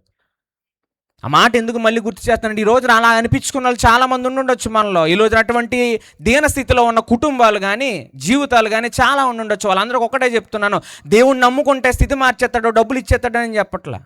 దేవుని కోసం నువ్వు దేనికైనా తెగించగలిగేలా ఉంటే అప్పుడు మారుస్తాడు స్థితి కానీ పరిస్థితులు కానీ. దేవుని కోసం నీ ప్రాణాన్ని సైతం ఇవ్వగలిగేలా ఉంటే, దేవుడికి నచ్చింది ఏది కూడా నీ జీవితంలో ఉండకుండా నువ్వు మారగలిగేలాగా ఒకవేళ నువ్వు దేవునికి మాట ఇస్తే గనక అప్పుడు దేవుడు గొప్ప కార్యాలు చేయడం ప్రారంభిస్తాడు. నువ్వు కేవలం నీట మునిగి బాప్తిసం తీసుకొని రొట్టె ద్రాక్షారసం తీసేసుకోవడం వల్ల దేవుడికి సంతోషం కాదు. నిన్ను బట్టి ఎంతమంది ఆయన దగ్గరికి వస్తారన్న చూసి నీకు బహుమానాలు ఇవ్వడం మొదలు పెడతాడు. నిజంగా నా స్థితి దేవుని కోసం వాడబడడం మొదలయ్యాక నా స్థితి మారింది. కరెక్ట్గా చెప్పాలంటే దేవుని కోసం పరిచర్యనో లేకపోతే వాక్యం చెప్పడమనో అవి చేయడం మొదలుపెట్టినాక ఒకళ్ళిద్దరు దేవుణ్ణి నేను వైద్యం చేసిన వాళ్ళు కొద్ది గొప్ప మార్పు వచ్చి మందు తాగడం మానేసిన వాళ్ళు, సిగరెట్ కాల్చడం మానేసిన వాళ్ళు వచ్చి నేను మానేశానండి, పలానా నెలలో నేను బాప్తిసం తీసుకుంటానో చెప్పిన నా చెవిలో పడినప్పటి నుంచి నా స్థితిని మార్చాడు దేవుడు. ఒకళ్ళు నేను చెప్పినవి డబ్బా వేసుకోవడానికి చెప్తున్నాను అనుకుంటారు. మా సిస్టర్ గారు ఇద్దరు ఉన్నారు, మీరు కావాలంటే వాళ్ళని అడగండి, మారినోళ్ళు లిస్ట్ వాళ్ళే చెప్తారు, నేను చెప్పక్కర్లా. కాబట్టి ఇంకా కూడా కొంకపల్లి ఉండగలిగాను. నేను మధ్యలో చాలా గడ్డు పరిస్థితులు వచ్చినాయి, చాలా అవమానాలు ఎదుర్కొన్నాను, చాలా నన్ను నొక్కేసే పరిస్థితులు చాలా వచ్చినా కానీ ఇంకా కూడా దేవుడిని అక్కడ నిలవబెట్టాడు. ఎలాగో తెలుసా? కేవలం నేను దేవునికి చేస్తానని చెప్పిన ఆ యొక్క పని వల్లే, నేను దేవుని కోసం వాడబడతానని చెప్పిన దానివల్ల దేవుడు ఇంకా కూడా నన్ను పట్టుకుని అలా ఉంచాడు. సో రెండో విశిష్టత చెప్పాను బెత్లెహేమ్ అనే ప్రాంతంకి. ఇప్పుడు మూడో విశిష్టత చెప్పి నేను ఒక వాక్య భాగాన్ని ముగిస్తాను. బెత్లెహేమ్ అనే ప్రాంతం ఎన్నికలేందే కావచ్చు, అంత పేరు లేకపోవచ్చు, కానీ బెత్లెహేము ఒకప్పుడు రొట్టెల దేశంగా పిలువబడేది. అంటే సమృద్ధిగా పంటలు పండేవంట అక్కడ. మనకి ఇప్పుడంటే చేపల చెరువులు, రొయ్యల చెరువులు వచ్చేసినాయి, కానీ ఎక్కడ కూడా పంట బాగా పండేది. చాలామంది ఈ యొక్క దక్షిణ భారతదేశాన్ని సౌత్ ఇండియాని అన్నపూర్ణగా పిలిచేవారు. ఇంకా ఎక్స్క్లూజివ్గా చెప్పాలంటే ఆంధ్రప్రదేశ్ని అందరూ కూడా అన్నపూర్ణగా పిలిచేవారు. అంత మంచిగా పంటలు పండేవి. ఇప్పుడంటే చెరువులో వేసేసి పాడు చేస్తారనుకోండి, మళ్ళీ ఇది మాట్లాడితే రాజకీయం అంటే ట్రై కాదు, మామూలుగా మీరు అందరూ కూడా కొంచెం సీరియస్ మొఖాల్లో ఉన్నారు కదా, నవ్వుతారేమోనని చెప్పి ఆ మాట చెప్పాను. అంటే చెప్పింది 2 సార్లు చెప్తున్నారు అనుకుంటారేమో. కాదు, నేను ఎందుకు కొన్ని మాటలు ఇన్సిస్ట్ చేసి రెండోసారి అలా చెప్తా ఉంటానంటే ఆ మాటలే ముద్రించబడతాయి హృదయంలో. సో అందుకు కొన్ని మాటలు రెండోసారి ఇంప్రెస్ చేసి చెప్తున్నాను నేను. సో రొట్టెల దేశంగా పిలువబడేది బెత్లెహేమ్ అనే ప్రాంతం. అప్పుడు దాకా అంత విలువ లేనిదే కావచ్చు, కానీ ఒక మనిషికి కావాల్సిన తిండి పెట్టడానికి ఆ యొక్క ప్రదేశం నుంచే పంటలు పండేవి, అక్కడి నుంచి వెళ్ళేవి. రొట్టెల దేశం. సో శరీరానికి కావాల్సిన తిండి పెట్టేది బెత్లెహేము. కానీ ఎప్పుడైతే యేసే జన్మించాడో అప్పుడు దాకా శరీరానికి అవసరమైన తిండి పెట్టిన అదే ప్రదేశము ఆత్మీయమైన తిండి పెట్టే స్థితికి వచ్చింది. ఏంటో తెలుసా ఆత్మీయమైన తిండి పేరు? యేసయ్య. వాక్యమనే యేసయ్య. సో ఆత్మీయమైన తిండి, హృదయానికి కావాల్సిన వాక్యము అక్కడే ఉద్భవించింది. ఆ వాక్యం శరీరధారి అయి ఎక్కడ? బెత్లెహేములో. సో అప్పుడు దాకా తిండి పెట్టిన అదే ప్రాంతం ఆత్మీయంగా కూడా తిండి పెట్టడం మొదలుపెట్టింది, యేసయ్యను పరిచయం చేయడం మొదలుపెట్టింది. ఇందాక చెప్పాను కదా ఒక మాట, ఒకప్పుడు నేనే నా తండ్రి ఇచ్చిన తిండి తింటూ ఉండేవాడిని. ఈరోజు నేను ఒక 20 మందిని చక్కగా శాలరీలు ఇచ్చి పోషించగలుగుతున్నానంటే అది నా దేవుని కృప తప్ప ఇంకేం కాదు. నా స్టాఫ్ 20 మంది నేను ఎప్పుడు ఊహించలేదు. హాస్పిటల్లో పెడతానని ఊహించలేదు, 20 మంది స్టాఫ్ని పెట్టుకుంటానని అంతకంటే ఊహించుకోలే. ఒకప్పుడు నేను తిన్న తిండే మా నాన్నగారు తిండి అని అనిపించుకున్న స్థితి నుంచి ఒక 2 ఏళ్ళు తిరిగేలోపు ఒక 20 మందిని నేను చూసుకోగలిగే స్థితిని ఇచ్చాడు కేవలం నా దేవుడు. ఆయన కృప. ఆ కృప ఎందుకు పొందుకోగలిగానంటే ఆ దేవుడు నా కోసం కార్చిన రక్తం నాకు మళ్ళీ జ్ఞాపకం చేశాడు. నేను పుట్టినప్పటి నుంచి క్రైస్తవునే. బాప్తిసం తీసుకొని ఎప్పుడైంది, ఆ బాప్తిసం తీసుకున్నాక కూడా అనేకమైన తప్పుడు త్రోవలు నా జీవితంలోకి వచ్చేసాయి. కానీ ఎప్పుడైతే అవి నాకు దేవుడు తేటతల్లం చేశాడో, సరైన సమయంలో విడిచిపెట్టడం మొదలుపెట్టానో, దేవుడు మళ్ళీ నన్ను సరైన రీతిలో లేదంటే సరైన క్రమంలో పెట్టడం ప్రారంభించాడు.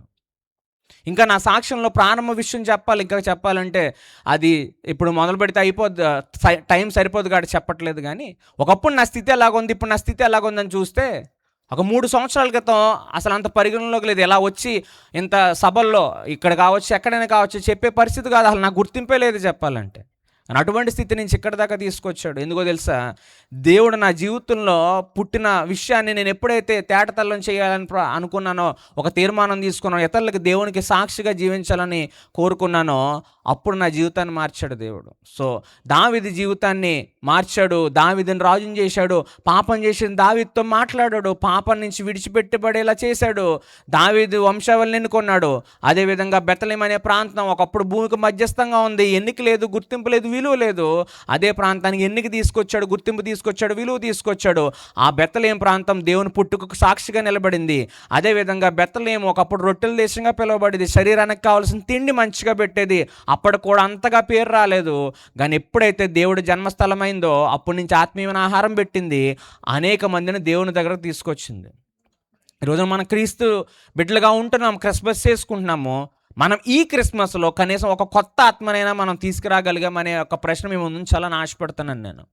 ఒక క్రిస్మస్ 2024 క్రిస్మస్ అయిపోయింది, 2025 క్రిస్మస్ అయిపోయింది. ఈ సంవత్సరంలో క్రీస్తు బిడ్డని క్రైస్తవుని పిలిపించుకునే నేను నా అచీవ్మెంట్ ఏంటని చూస్తే, లాస్ట్ ఇయర్ నా బరువు 69 కేజీలండి, ఈ క్రిస్మస్కి 72 కేజీలకు వచ్చాను. దీనికి కారణం రోజు నేను తిన్న బిర్యానీలు, చికెన్ కర్రీ అని చెప్పడం కాదు, దేవుడు నీ దగ్గర నుంచి నా దగ్గర నుంచి కోరుకునేది. గడిచిన సంవత్సరంలో నా చేతుల్లో ఒక్క ఆత్మ కూడా లేదు. ఈ 365 రోజుల్లో నేను శ్రమ పడ్డాను, ఒక వ్యక్తి కోసం ప్రార్థన చేశాను, ఒక వ్యక్తికి అవసరమైన సువార్త తెలియజేసి ఈ క్రిస్మస్ సభకి వాడిని తీసుకురాగలిగానని ఒకవేళ చెప్తే గనక అక్కడ జరుగుతుంది నిజమైన క్రిస్మస్. అటువంటి క్రిస్మస్ జరిగితే చూడాలని దేవుడు ఆశపడతా ఉన్నాడు. ఈరోజు నన్ను కొంకబల్ల ఊరికినే తీసుకెళ్ళి నిలవబెట్టలేదండి. నేను ఏ స్థితిలో ఉన్న ఎటువంటి పరిస్థితికి వెళ్ళినా కానీ దేవుని చూపించాలి, దేవుని తెలియజేయాలి. నేను చేసే ప్రతి దాని ద్వారా దేవుడు కనబడాలని ఆశపడ్డాను. దాన్ని బట్టి దేవుడు అక్కడ దాకా ఉంచాడు. నేను ఈజీగా డాక్టర్ అయిపోయాను అనుకుంటారేమో. ఆ యొక్క విషయాలు నేను చెప్పిన యొక్క వాక్య భాగాన్ని ముగించేస్తాను. సో బెత్లెహేము ప్రాంతం కోసం 3 చెప్పాను, 3 గుర్తుపెట్టుకోండి. బెత్లెహేము దావీదు యొక్క జన్మస్థలం. సో దావీదు నుంచి నేర్చుకోవాల్సిన విషయం దేవుడిని స్తుతించడం, ఆరాధించడం, దేవుడు అంటే భయభక్తులు కలిగి ఉండడం, దేవుడికి నచ్చినట్టు జీవించడం. అలాగే బెత్లెహేము అనే ప్రాంతానికి ఒక గుర్తింపు భూమికి మధ్యలో ఉంది. దేవుడు పుట్టిన విషయాన్ని అనేక మందికి తెలియజేసింది. ఈ రోజున మీరు ఈ యొక్క ప్రాంతంలో ఎక్కడ ఒక ఇంట్లో ఉండొచ్చు, మీ ఇంటి నుంచి దేవుని సువార్త వెదజల్లబడాలి. అది దేవుని యొక్క ఉద్దేశం. నిన్ను అటువంటి అన్యుల ప్రాంతంలో లేకపోతే దేవుణ్ణి ఎరుగని ప్రాంతంలో నీకు ఒక ఇంటినిచ్చి కానీ లేకపోతే నీకు ఒక కుటుంబాన్ని ఇచ్చి అక్కడ ఎందుకు పెట్టాడంటే, ఆ ప్రాంతంలో నీ ద్వారా దేవుని యొక్క నామం ఘనపరచబడాలని దేవుని యొక్క ఉద్దేశం. ఇప్పుడు కొంకపల్లిని ఎలా పెట్టాడంటే, ఆ కొంకపల్లి ప్రాంతంలో పలానా వ్యక్తి డాక్టరు క్రైస్తవుడని చెప్పించుకోవాలనే దేవుని యొక్క ఉద్దేశం. సో దేవుడు నిన్ను తీసుకెళ్ళి ఒక చోట ఉంచాడంటే, మీ క్లాసుల్లో కావచ్చు, మీ కాలేజీలో కావచ్చు, మీ ఉద్యోగం చేసే ప్రదేశాల్లో కావచ్చు, లేకపోతే మీ ఇంటి పరిసరాల్లో కావచ్చు, మీరు ఒక క్రీస్తు సాక్షిగా ఉండాలని దేవుని కోరిక. బెత్లెహేము ఎలాగైతే తన యొక్క దేవుని యొక్క గొప్పతనాన్ని, దేవుని యొక్క పుట్టుకను తెలియజేస్తుందో మీరు అలా తెలియజేయాలని దేవుడు కోరుకుంటున్నాడు. అలాగే 3వదిగా శారీరకమైన తిండి పెట్టేది బెత్లెహేము, తర్వాత ఆత్మీయ ఆహారం పెట్టడం మొదలుపెట్టింది. ఈరోజు మనము విందు చేసుకొని మనమే తింటున్నామేమో. ఒకవేళ నిజమైన క్రీస్తు ప్రేమ మనం కలిగి ఉంటే మనం చేయాల్సింది ఏంటో తెలుసా, కనీసం ఈ క్రిస్మస్ను పురస్కరించుకొని ఆ విందుని మనం ప్రేమ విందని చెప్పుకొని తినేకుండా, ప్రేమ ఎవరికైతే కరువు అయిపోయిందో, ఎవరైతే ప్రేమించబట్టలేదో, ఎవరైతే ప్రేమ కోసం ఎదురు చూస్తున్నారో అటువంటి వారికి ఆ విందు, ఆ తిండి పట్టుకెళ్ళి పెట్టడం ద్వారా నిజమైన ప్రేమ విందని పిలిపించుకుంటుంది, నిజంగా దేవుని నామం మహిమపరచబడుతుంది. సో నా జీవితంలో డాక్టర్గా ఎక్కడ దాకా వచ్చానంటే, నేను నా తల్లి గర్భంలో ఉన్నప్పుడే, నా తల్లి ఒక హైందవరాలండి, క్రైస్తవరాలు కాదు. నా తండ్రి పుట్టుక క్రైస్తవుడే కానీ నా తల్లి ఒక హైందవ కుటుంబంలో, విగ్రహారాధన చేసే కుటుంబంలో జన్మించింది. వాళ్ళు మామూలు విగ్రహారాధన కాదు, మా అమ్మమ్మ వాళ్ళది. విజయనగరం వాళ్ళది.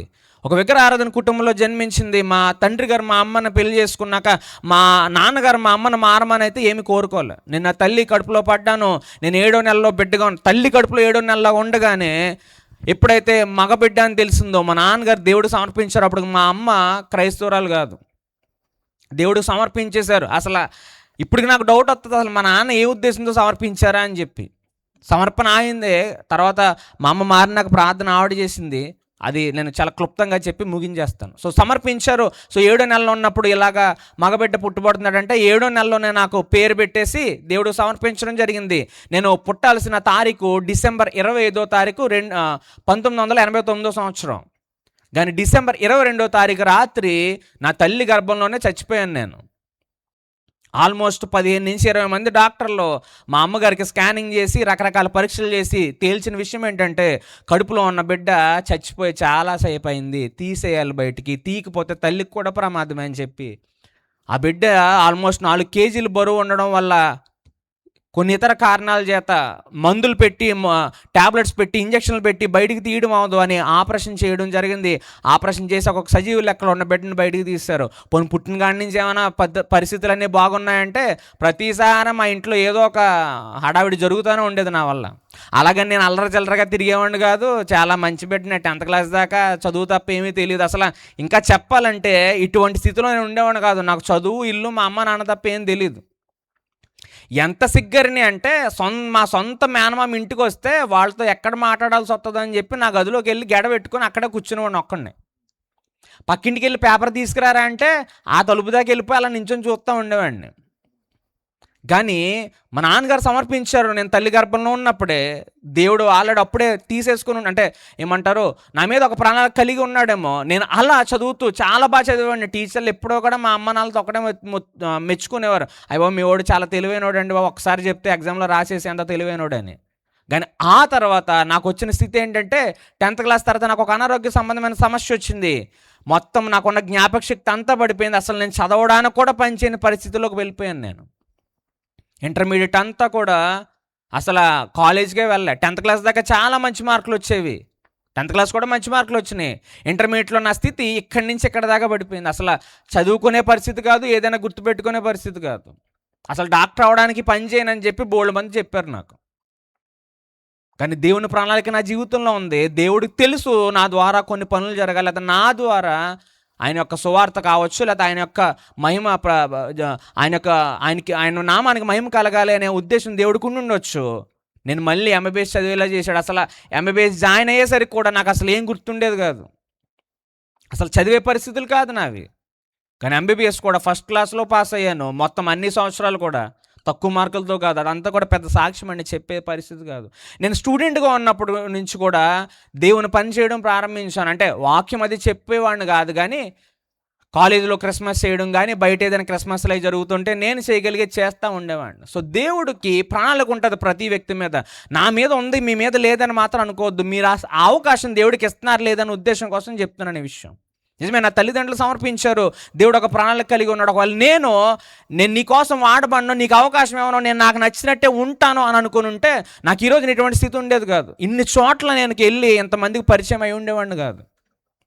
మా డాక్టర్లో చాలామంది అంటారు, అరే మేము ప్యాంప్లెట్లు వేయించుకోవాలి, బ్యానర్లు వేయించుకోవాలి, క్యాంపులే పెట్టుకోవాలి, నీకేంట్రా బాబు బయట వాళ్ళు ఎడతారు బ్యానర్లో, ఎక్కడ చూసినా నీ ముఖమే కనబడుతుందని. నేను గర్వపడి చెప్పట్లే, నాకు ఇచ్చాడు దేవుడి స్థితి, అదే దేవుడిచ్చిన భిక్ష నాకు. నా గొప్పతనం కాదు, నా చదువు వల్ల కాదు. అందుకే ప్రారంభంలోనే చెప్పా, నా చదువు కాదు నన్ను ఇక్కడ తీసుకొచ్చి నిలబెట్టింది. నేను దేవుని కొరకు తీసుకున్న తీర్మానం, నేను దేవుని కోసం వేసిన అడుగు. జీవితంలో మనకిప్పుడు కూడా మనం క్రైస్తవులు అయినాక విశ్వాసంలో ఉన్నప్పుడు కూడా తెలియకుండా తెలుసో చాలా తప్పిదాలు చేసేస్తూనే ఉంటాం. కానీ ఇలా చేసినప్పుడు మనకి దేవుని ప్రణాళికల్లో మనం ఉన్నామనో లేకపోతే దేవుడు మనల్ని బట్టి బాధపడుతున్నాడో తెలుసుకున్న వారమే మనం ఎప్పుడైతే మన జీవితాన్ని మళ్ళీ దేవుడికి అప్పగించుకున్నామో దేవుడు మన జీవితాన్ని మారుస్తాడు, ఆయన మహిమ కొరకు మనల్ని వాడుకుంటాడు. సో నేను మళ్ళీ ఎంబీబీఎస్ చదవగలిగాను. మధ్యలో మళ్ళీ ఒక 5-6 సంవత్సరాలు ఖాళీగానే ఉన్నాను, తిట్లు తిన్నాను, మాటలు అనిపించుకున్నాను.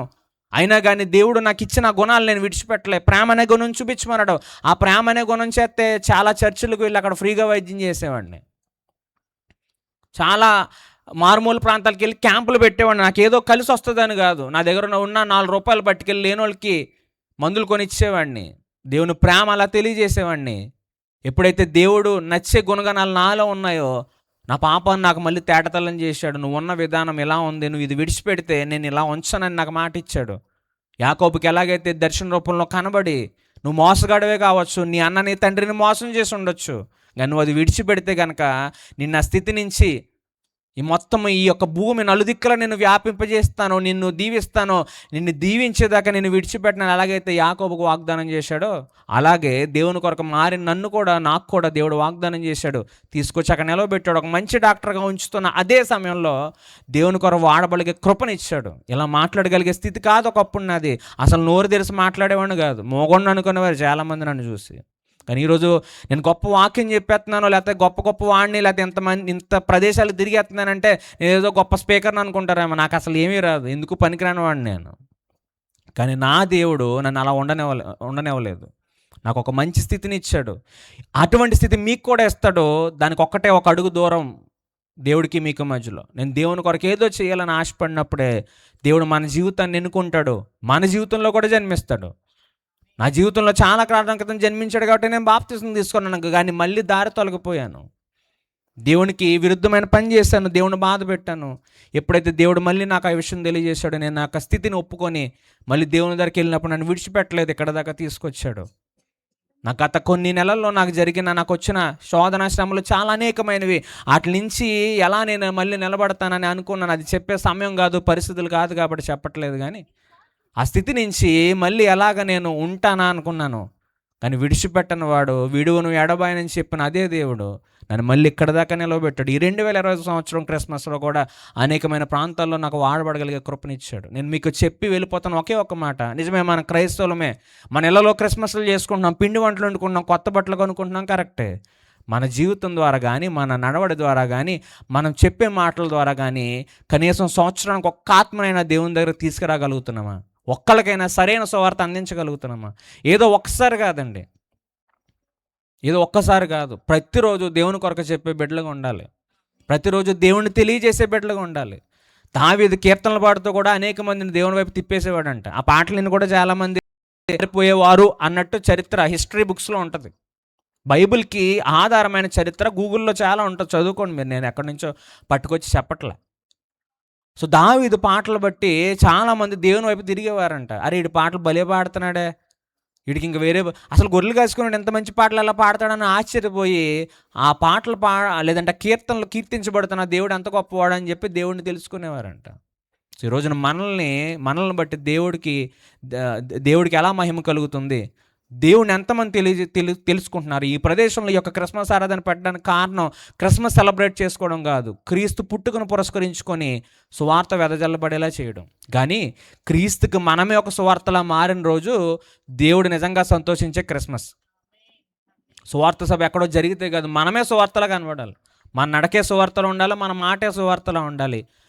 అటువంటి విధంగా మనం మారినప్పుడు ప్రతిరోజు జరుగుతూనే ఉంటుంది క్రిస్మస్. అందుకనే లూకా రాసిన సువార్త 2వ అధ్యాయం 11వ వచనంలో మీకు అందరికీ తెలిసిన మాటే ఏంటండి, అది దావీదు పట్టణమందు ఎప్పుడంటే నేడు. రేపు చదివితే ఏమైనా ఉంటుంది, నిన్న రక్షకుడు మీ కొరకు దావీదు పట్టణంలో జన్మించాడని ఉందా? లేదు. జాన్యువరిలో చదవండి.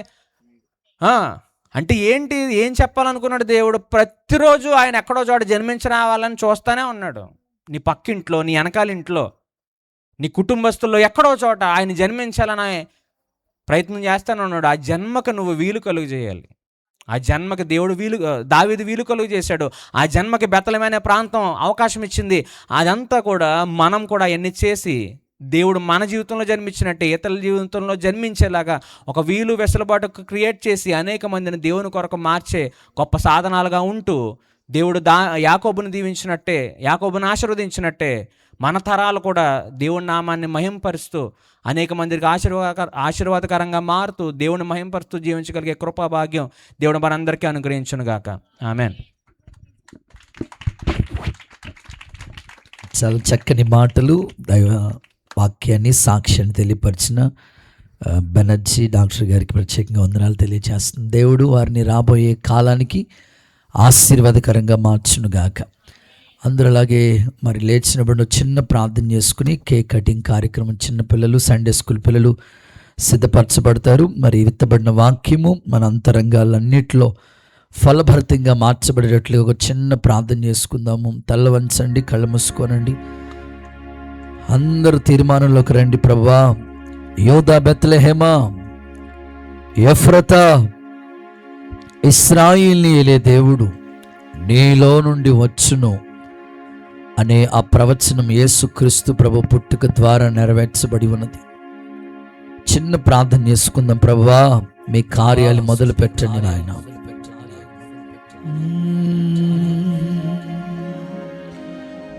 రక్షకుని జన్మస్థలమా, యూదయ బెత్లెహేమా, రక్షకుని జన్మస్థలమా, యూదయ బెత్లెహేమా, ఆరాధనలకు ఆరంభమా, హృదయార్పణలకు నివాసమా, ఆరాధనలకు ఆరంభమా, హృదయార్పణలకు నివాసమా, ఎందుకో ఇంత భాగ్యము దాచి ఉంచే ప్రభు నీ కోసము, ఎందుకో ఇంత భాగ్యము దాచి ఉంచే ప్రభు నీ కోసము, స్తుతియు మహిమ ప్రభావము వేళల ప్రభుకే చెందును, స్తుతియు మహిమ ప్రభావము వేళల ప్రభుకే చెందును. రక్షకుని జన్మస్థలమా, యూదయ బెత్లెహేమా. ప్రార్థన చేసుకుందాం. కృపక్క ప్రార్థన చేస్తారు. మహాగణుడైన యేసయ్య, నీ పరిశుద్ధ నామానికి వందనాలు, కృతజ్ఞతలు, స్తోత్రాలు చెల్లిస్తున్నాం. ఎంబసిపేట జయంతి నగర్ ప్రాంతాన్ని ప్రేమించి అనుగ్రహించి నీ పరిచర్యలో ఈ దినమున ఇలాగా క్రిస్మస్ ఆరాధన జరిగించడానికి మీరు కృపనిచ్చినందుకు స్తోత్రం. ఇంతవరకు మీరు మా మధ్యలో ఉండి నడిపించారు. తీసుకొచ్చిన డాక్టర్ గారిని బట్టి నీకు స్తోత్రాలు నాయన. మీ దాసుని నిలబెట్టుకుని మీరు మాట్లాడారు, మీకు వందనాలు అయా. స్వల్ప గ్రామమైన యూదా బెత్లెహేములో మీరు ఎందుకు జన్మించారో వాక్యం ద్వారా మాట్లాడారు ప్రభువా. ఎన్నిక లేని ఆ గ్రామాన్ని ప్రపంచానికే పరిచయం చేసేటట్లు చేశారు ప్రభువా, మీకు స్తోత్రాలు. అలాగే ఎన్నిక లేని వాళ్ళు, మొద్దు లాంటి వారి హృదయాల్లో మీరు జన్మించి అనేకుడికి పరిచయం అయ్యేటట్లు చేస్తూ ఉన్నారు. అందరిని బట్టి నీకు వందనాలు ప్రభువా. ఇంకా ఈ మైక్ శబ్దం ద్వారాను ఈ ప్రాంగణంలో కూర్చున్న వాళ్ళు ఎవరైతే నాయన ఎన్నిక లేని వాళ్ళుగా స్వల్పమైన వారిగా ఉన్నారో ఈ రాత్రి మిమ్మల్ని ఆహ్వానించే కృపను దయచేయండి దేవా. వాళ్ళ హృదయాల్లో మీకు చోటు ఇవ్వడానికి సహాయం చేయండి తండ్రి. యేసు నామంలో దర్శించి వాళ్ళ జీవితాలు అనేకులకి ఆశీర్వాదకరంగా మారునట్లు కృపనివ్వండి తండ్రి, మీకు స్తోత్రాలు ప్రభువా. అలాగే నాయన యూదా బెత్లెహేము ప్రపంచానికి నడిబడ్డని మీరు తెలియపరిచారు దేవానికి స్తోత్రాలు నాయన. నా తండ్రి మీకు వందనాలు. అనేకుల మధ్యలో మా బిడ్డలను మీరు ఎందుకు పెట్టారో వాక్యం ద్వారా మాట్లాడారు ప్రభువా, మీకు స్తోత్రం. వారు ఉంటున్న ఇంటిలో, ప్రదేశాల్లో, వీధుల్లో, గ్రామంలో కూడా అనేకులకి సాక్షులుగా నిలవాలని తెలియపరిచారు దేవా. మా బిడ్డలు ప్రతి స్థలం మందు సాక్షులుగా నిలవడానికి సహాయించి వాళ్ళు ఉద్యోగాల్లోనైనా, వ్యాపారాల్లోనైనా, ఉంటున్న ప్రదేశాల్లోనైనా, చేస్తున్న ఆయా పనుల్లోనైనా నీ కొరకు సాక్షులుగా నిలవడానికి సహాయం చేయండి నా తండ్రి. మీకు స్తోత్రాలు. నీ నామాన్ని కీర్తించేవారిగా, గణపరిచేవారిగా, వారిని బట్టి నీకు మహిమ రావాలి. అలాగే యూదా బెత్లెహేమును నాయన రొట్టెలు ఇళ్ళని వాక్యం సెలవిస్తూ ఉంది. అలాగే సమృద్ధికరమైన వాక్యాన్ని పంచేటట్లుగా చేయండి దేవా. ఈ క్రిస్మస్ ఆరాధనల ద్వారా ప్రతి చోట సువార్త ప్రకటించబడుతూ ఉంది, వాక్యం విత్తబడుతూ ఉంది. ప్రజలు నమ్మి విశ్వసించి నీ వైపుకు మళ్లించబడడానికి సహాయం చేయి. ప్రతిరోజు నిన్ను గూర్చి సాక్ష్యం ఇచ్చి నీ మాటలు పంచేవారిగా చేయమని వేడుకుంటున్నాం తండ్రి. మీకు స్తోత్రాలయ్యా. విత్తబడిన వాక్కులు నీ బిడ్డలందరి హృదయాలలో ఫలభరితంగా మార్చండి. ఆయా వాక్యాన్ని హత్తుకొని వెంబడించడానికి కృప దయచేయండి. అలాగే ఇచ్చిన సాక్ష్యాన్ని బట్టి నీకు వందనాలు చెల్లిస్తూ ఉన్నాం అయ్యా. నీకు వందనాలు. ఇంకా ఈ ప్రాంగణంలో ఈ మైక్ శబ్దం ద్వారా ఎవరైతే నా తండ్రి ఏ పని లేకుండా, ఎవరికి ఉపయోగకరంగా లేకుండా ఉన్నారో వారిని అనేకులకు ఆశీర్వాదకరంగా మార్చమని ప్రార్థిస్తూ ఉన్నాం. వినటం వల్ల విశ్వాసం కలుగుతుందని వాక్యం సెలవిస్తూ ఉంది నాయన. విత్తబడిన సాక్ష్యం బట్టి అనేకులకి విశ్వాసం కలిగి తద్వారా నీకు మహిమ వచ్చేటట్లు ఒక పాత్రలుగా చేయమని వేడుకుంటున్నాం. నీ కుమారుడు బెనర్జీ గారిని బట్టి స్తోత్రమయ్యా. మంచి ఆరోగ్యాన్ని ఇచ్చి ఇంకను దినదినము అభివృద్ధిని చేసి ఏ ఉద్దేశంతో తల్లి గర్భమందు రూపింపబడకముందే ఎన్నుకున్నావో నీ చిత్తం అంతయు నెరవేర్పు జరగడానికి మంచిగా లైఫ్లో సెటిల్ అవడానికి కృపదయ చేయమని ప్రార్థిస్తూ ఉన్నాం. ఇంకా అనేకమైన చోట్ల బలంగా వాడబడ్డానికి కృపదయ చేయండి. తీసుకొచ్చిన తల్లిదండ్రులకు దీర్ఘాయుష్ను క్షేమమును మీరిచ్చి నడిపించమని సమస్త ఘనత మహిమ మీకే ఆరోపిస్తూ చేరి వచ్చిన వారందరినీ బలపరచమని యేసు నామమును బట్టి ప్రార్థించి వేడుకొంచున్నాం తండ్రి. ఆమేన్. ఆమేన్. దయచేసి అలాగే లేచిన బడి ఉండండి. సండే స్కూల్ పిల్లలందరూ వేదిక మీదకి వస్తారు.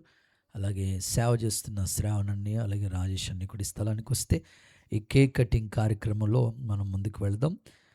ప్రార్థన చేసుకుని ఈ యొక్క కేక్ కటింగ్ కార్యక్రమం చేసుకుందాం. దయచేసి అందరూ కూడా మాతో కలిసి మీరు ఏకీభవించాలి. పిల్లలందరిని బట్టి దేవుణ్ణి కనపరుస్తాం. పిల్లలందరూ వచ్చేసేయండి అయ్యా. ఓకే, హ్యాపీ హ్యాపీ క్రిస్మస్ అన్నట్టు వచ్చేసాం. మేరీ మేరీ క్రిస్మస్, క్రీస్తు నేడు పుట్టేను, హల్లెలూయా. గర్ల్స్ అందరి పక్క, బాయ్స్ అందరి పక్క. ఓకేనా? గుడ్. తల్ల వంచండి, చిన్న ప్రార్థన చేసుకుని కేక్ కటింగ్ కార్యక్రమంలోకి వెళదాం. ఈ కార్యక్రమం అంతా ఘనంగా జరిగించారు. ఇదిగో విత్తబడిన వాక్యం అనేకుల హృదయంలో ఫలభరితంగా మార్చండి. ప్రత్యేకంగా ఈ కేక్ ఎంత మధురంగా ఉంటుందో అలాంటి మంచి భవిష్యత్తు ఈ చిన్నారి పిల్లలకి మీరు దయచి ఇక్కడ జరిగే షమ్మ సండే స్కూల్ పరిచర్య పిల్లలు ఆశీర్వదించబడినట్లుగా మీరు చేయండి. ఉన్నత కార్యాలు చేసి క్రిస్మస్ ఆనందం, సంతోషం, రక్షణ అనేకులకి దయచేయండి. యేసు నామంలో అడుగుచున్నాము తండ్రి. మన తండ్రి అయిన దేవుని ప్రేమ, కుమారుడైన యేసయ్య కృప, పరిశుద్ధాత్మని అన్యోన్య సహవాసం, సన్నిధి సదాకాలం మనకి తోడై కాపాడి నడిపించునుగాక. Happy happy Christmas, merry merry Christmas, క్రీస్తు నేడు పుట్టేను.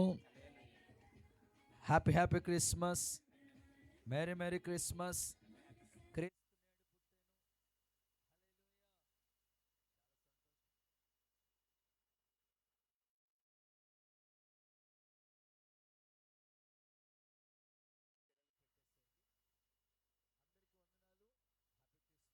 భోజనాలు చేయవలసిన వాళ్ళు ఎవరైనా ఉంటే